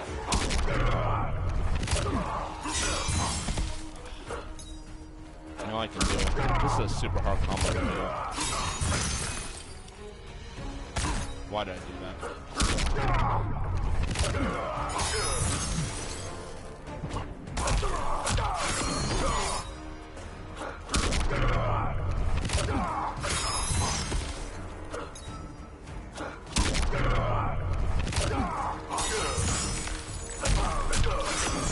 Nope.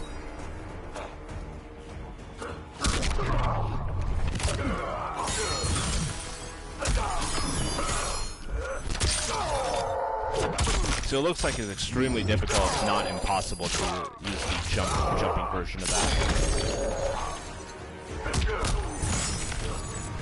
Dealing an awful lot of damage. That's crazy.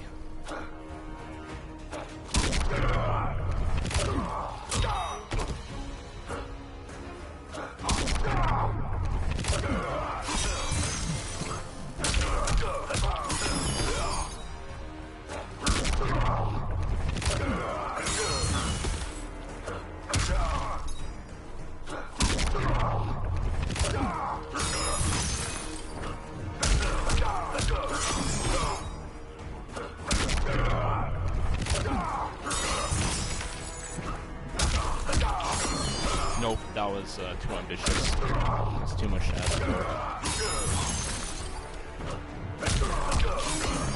Nope.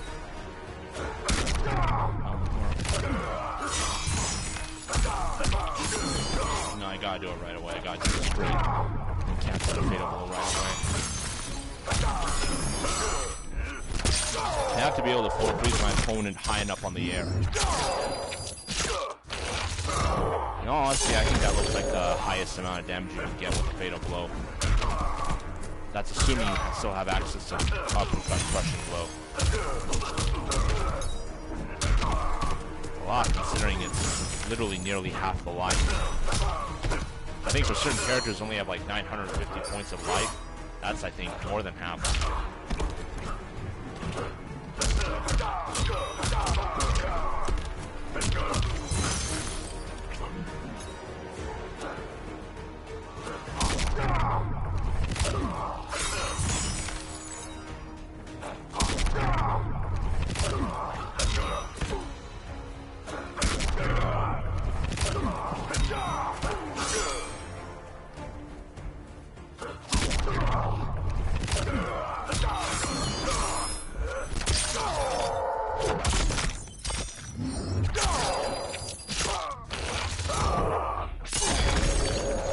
Wow, that's more than half. I gotta do that again. I didn't know this. Hold on.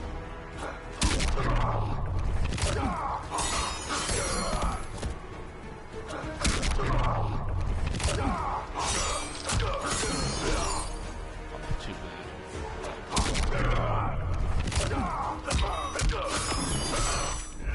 Wait a second. So if I don't freeze my opponent, I get over half of the damage. Okay, I did not know this. Oh my goodness. That is insane. 513, that's like literally more than half the life gone. Wow.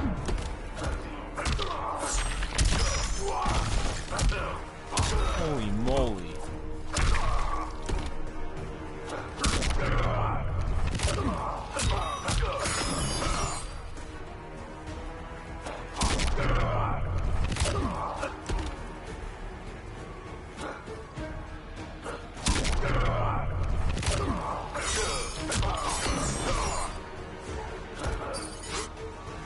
I'm gonna try it one more time. Wow, wow, wow, wow. That is insane.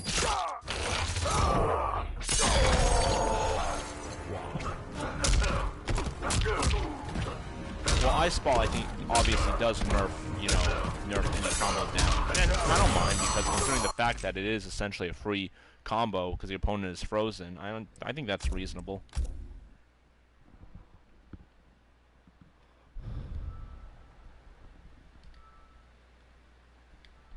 That was insane, though.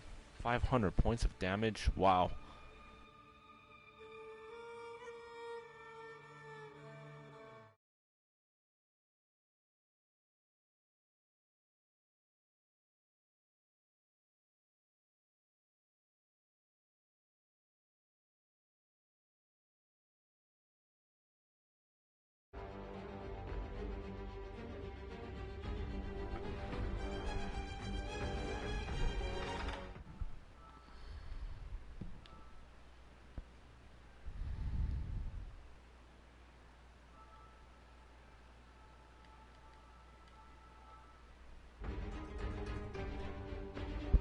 I'm gonna mute the mic and get ready for my next opponent.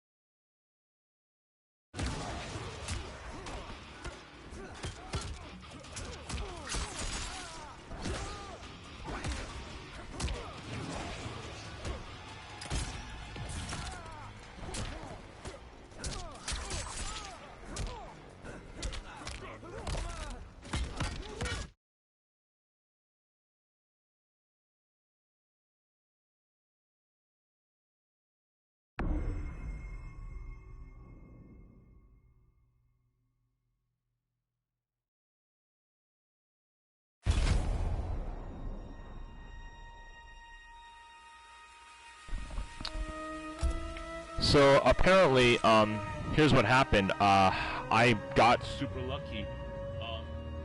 I'll tell you what just happened.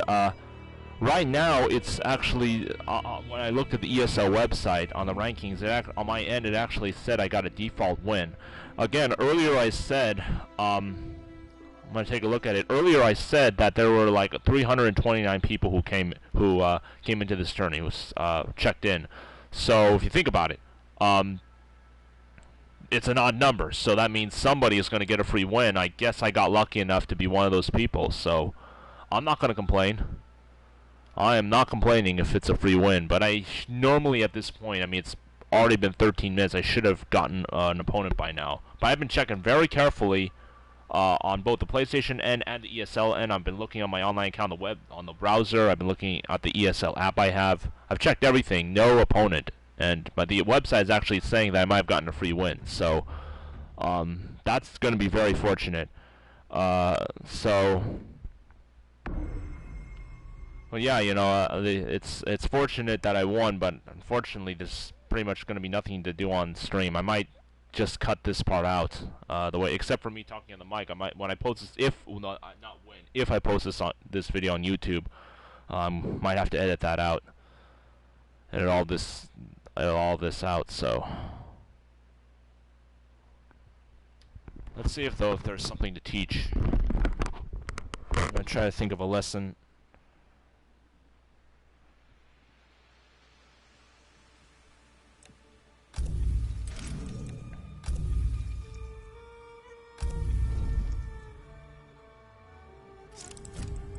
Sub-Zero. I know I've said this a lot of times before, but for those who just came in,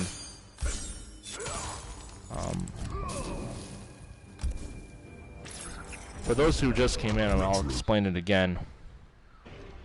I don't know if this is going to apply to Mortal Kombat 1, because the movesets are going to be quite different, so. But I'll still teach what I can.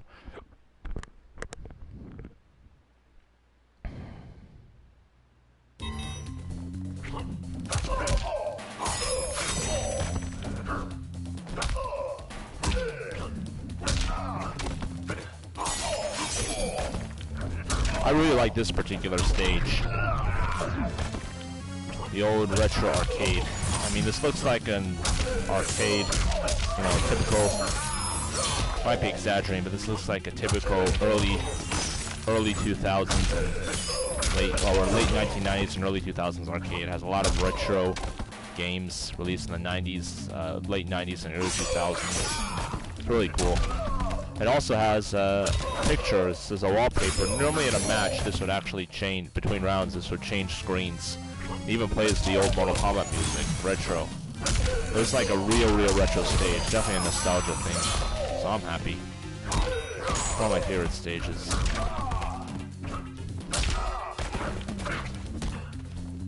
What's interesting about this stage, though, is that there's no interactable weapons, only to jump around.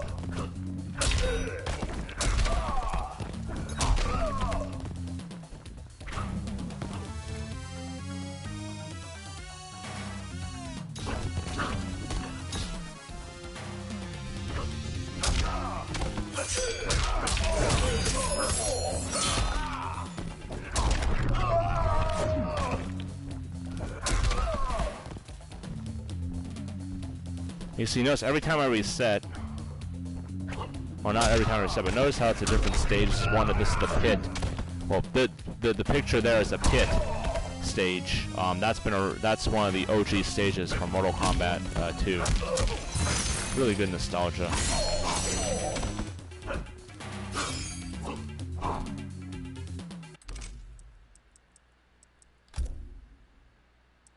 Let's go to another stage. Too bad I don't have stage select. Another stage I like.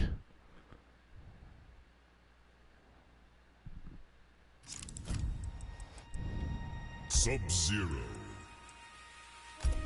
Scorpion.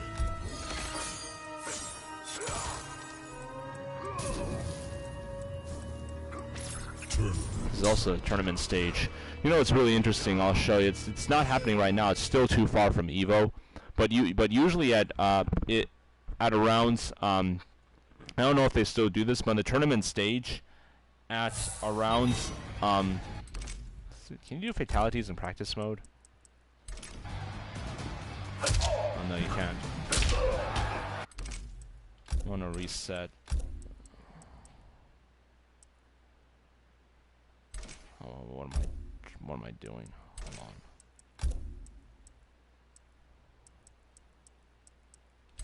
on. There we go. So I really like this tournament stage. I mean, the atmosphere itself, the original variant of the tournament stage, I mean, it's really good enough as it is. Like, really good lighting, really epic atmosphere. But, what I really like about... Oh, sorry, I did that concussion blow by accident. What I really like about this stage is that towards a big convention like such as CEO or Combo Breaker, it will actually change the color based off of the convention. For example, EVO is like the big ultimate tourney. It's arguably considered one of the biggest fighting games in the world. Around EVO, the stage actually changes color. This particular stage will actually be called the EVO variant, and the whole atmosphere will be blue to represent EVO. There'll be EVO signs around, so it kind of feels like you're at EVO, the event itself. So I think it's pretty cool. Same with Combo Breaker. I think with Combo Breaker it'll have yellow lights around, because that's, I think, the theme color for that. It'll be like Combo Breaker. So that's what I really like about this stage. Kind of hypes up certain events, which I think is good. But NetherRealm Studio, you see, this is just the original variant because it's representing NetherRealm Studio. But maybe in the next stream I'll probably practice maybe the hype of EVO. I might practice on this stage because the EVO variant will probably be there if they still do that. You know, they did stop developers. I think ever since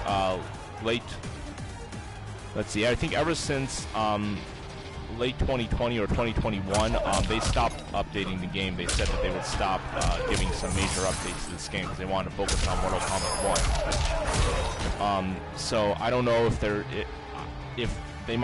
would either two things might happen. They might go back and just make that change just for that one time, one event, or they might have a robot who does it. We'll see. Might be programmed to do that.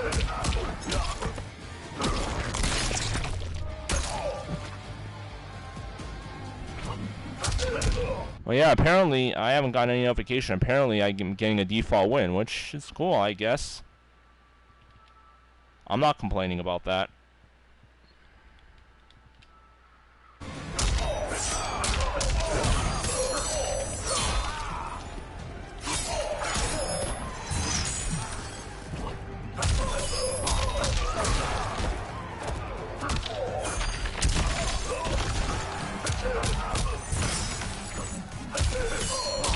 Here's something else that's cool I like about this stage.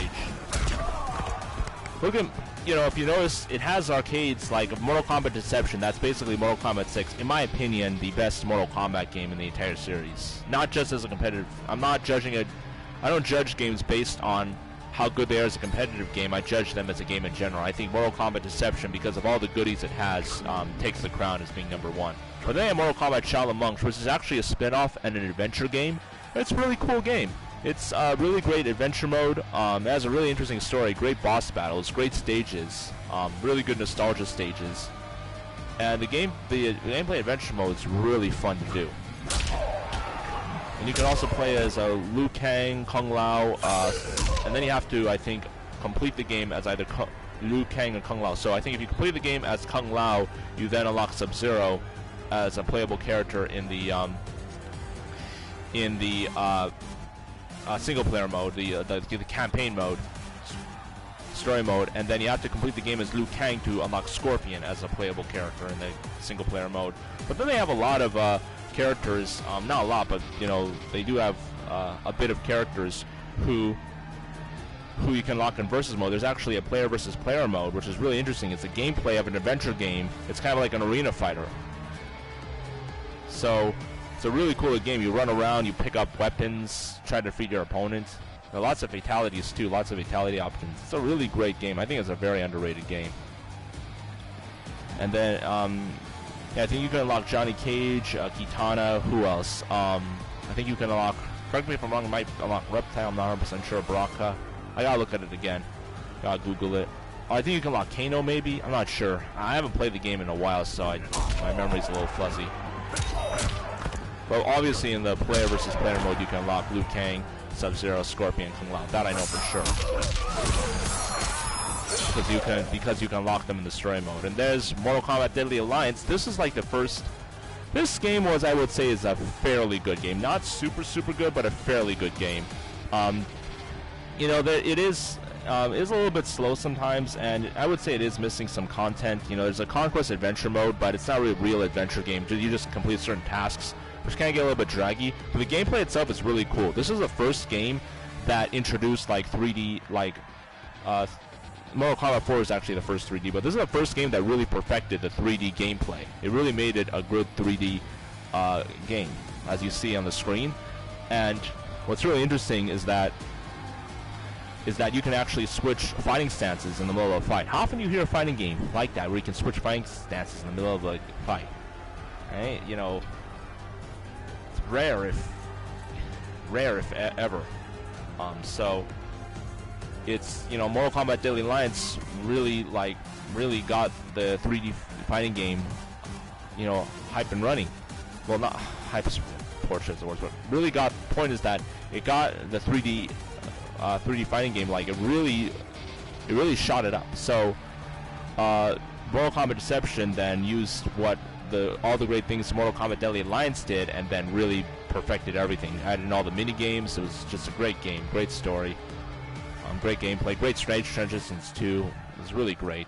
And also they had their Mortal Kombat Deception had like ring outs, which were called death traps. You basically knock your opponent out of the ring, and then you'd see a fatality. So it's like a Mortal Kombat version of a ring out. So, so it's obviously very violent, but still, you know, I thought it was really creative. You know, good gameplay, and also stage transitions. You knock your stage from a roof, and suddenly you're on the ground. You know, and the fight continues. It's, you know, and then Mortal Kombat X, obviously the one of the more recent games, considering how, you know, how many Mortal Kombat games there are out there. But that was a pretty good game too. They had really good towers. I really like the faction wars. What was really cool about Mortal Kombat X, and one of the reasons why I don't think the Mortal Kombat 11 towers are that interesting, is because in Mortal Kombat X, you actually could take sides with certain factions, you know, fantasy factions of the Mortal Kombat game, and then you would have to rack up points and make sure your faction wins, and then you get a reward if the faction you were siding with wins, and you'd also unlock special fatalities too.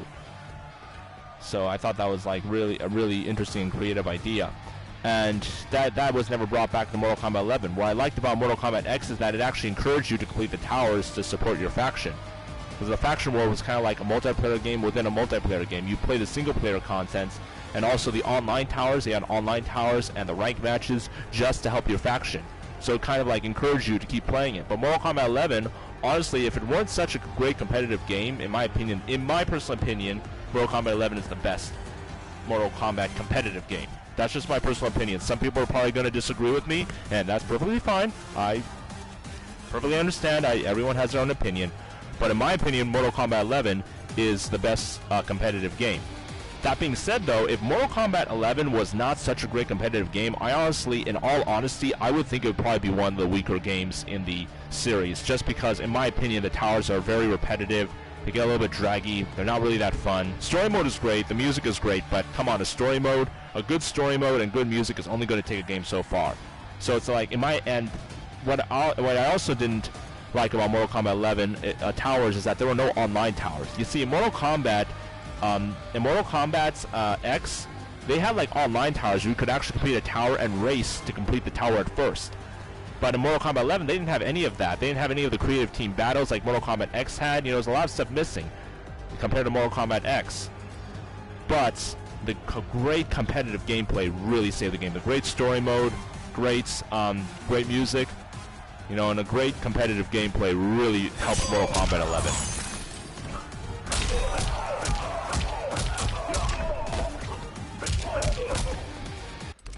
Alright, I'll be right back.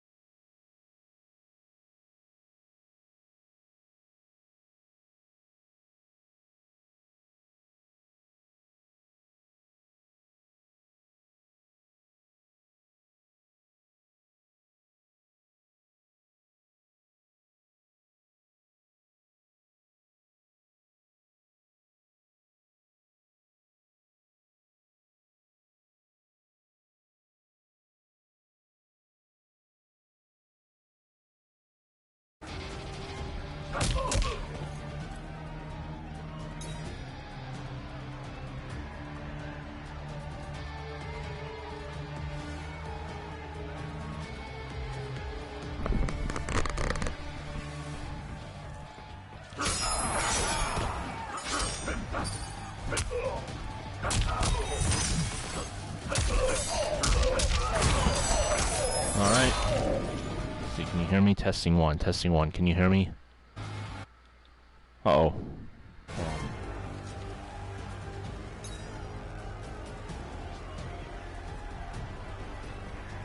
Testing one. Testing one. I'm gonna test the mic right now.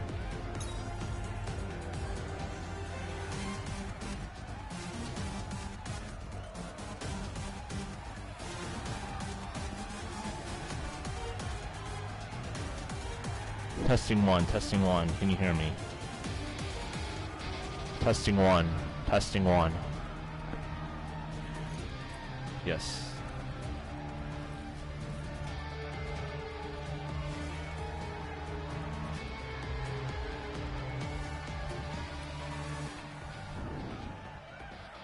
Okay, I just got another of my next opponents, so I'm gonna have to mute the mic and get ready. I'm gonna mute the mic and get ready to join my next tournament's set. I'm gonna be joining my opponent right now. If my opponent doesn't join in like 10 minutes, I'll message him, or maybe 5 minutes. I'll message the opponent. All right, I'll do my best.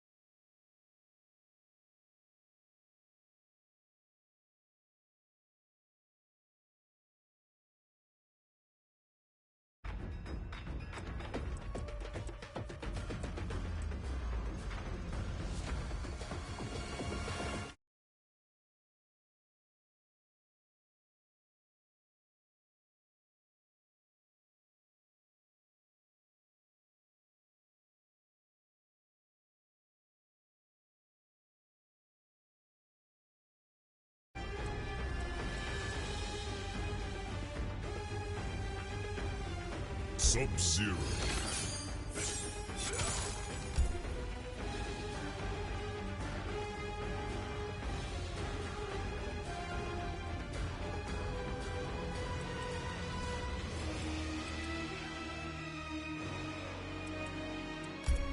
Shang Tsung's Island Ruins.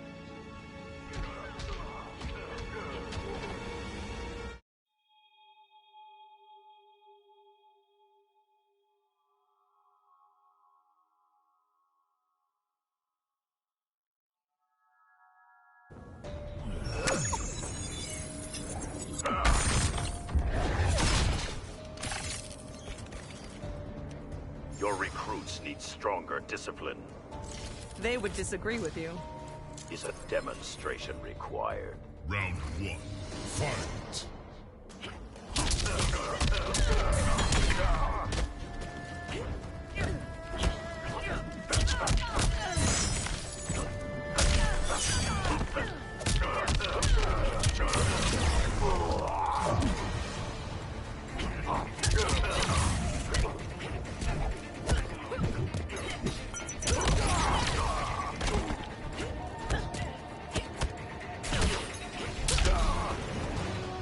Does it sting?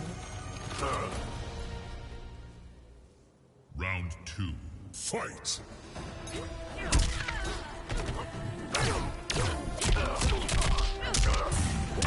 As you were.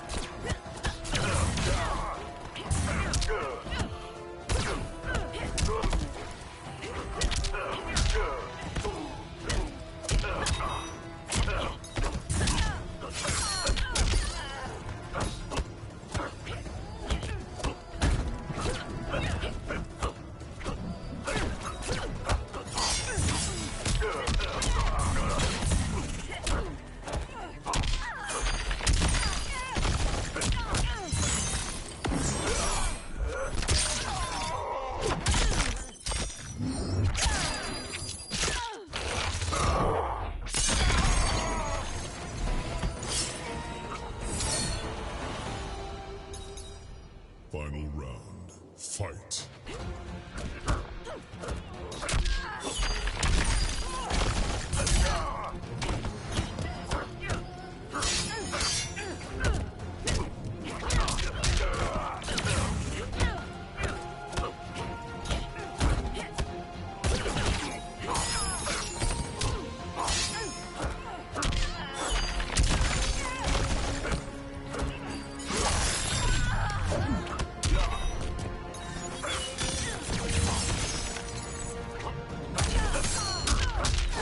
Finish her! Brutality. Let the cold be your tomb. Sub-Zero wins.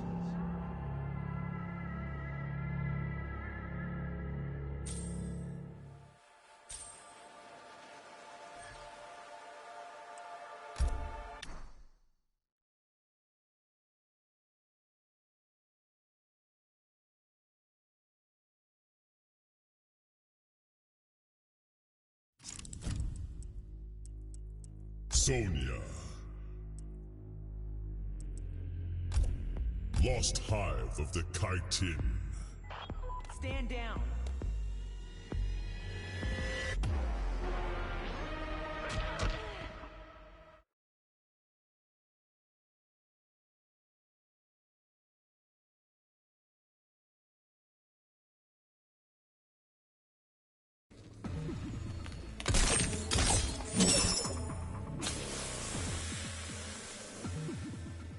You have the warrior spirit. Get the feeling I'm about to unleash it. Please do. Round 1. Fight!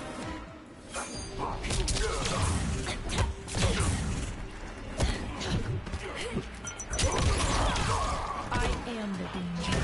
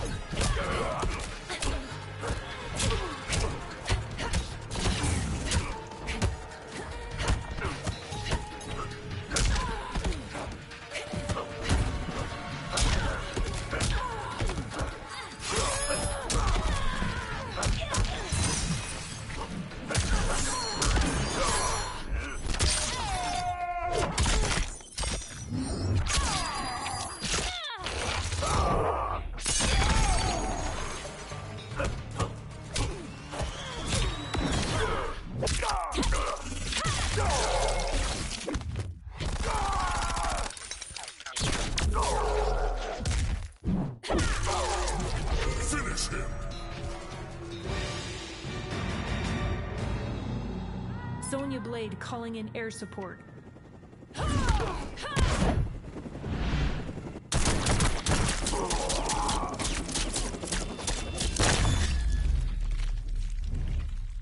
Fatality. Sonya wins.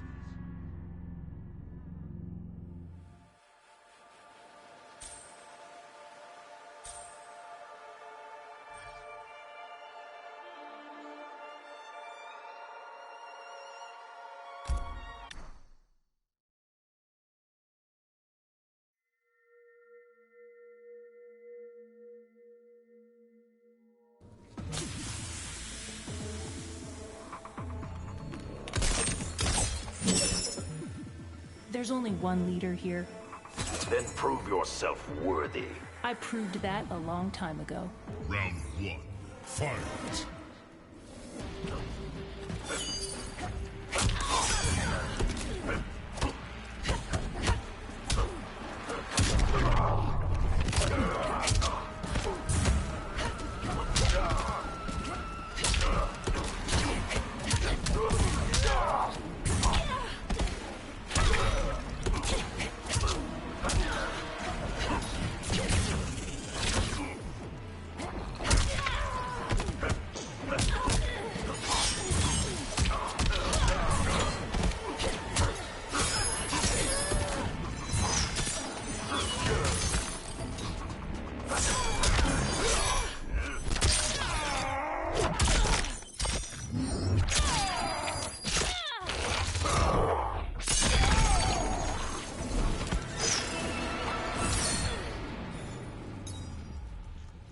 Round 2.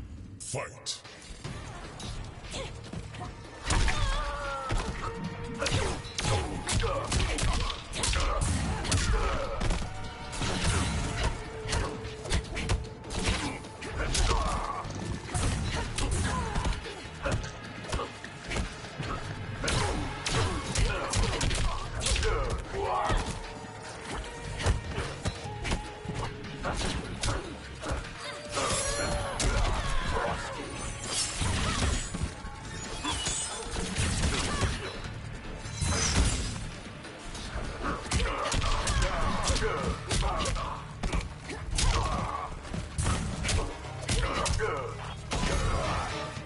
Just another casualty. Final round. Fight.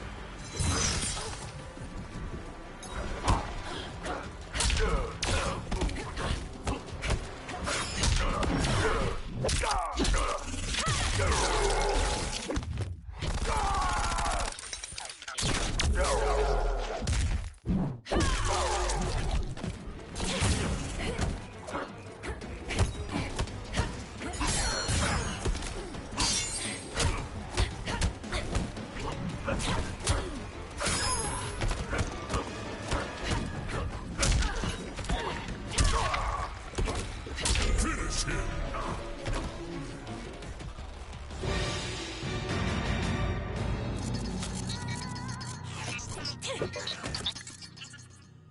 Aw. Finish. Sonya wins.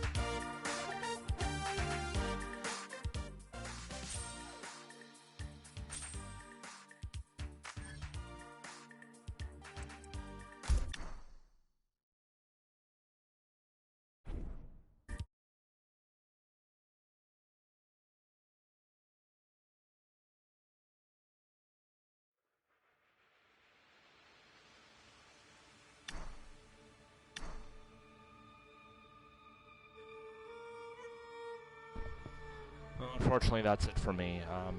Good run, but so close to winning that too.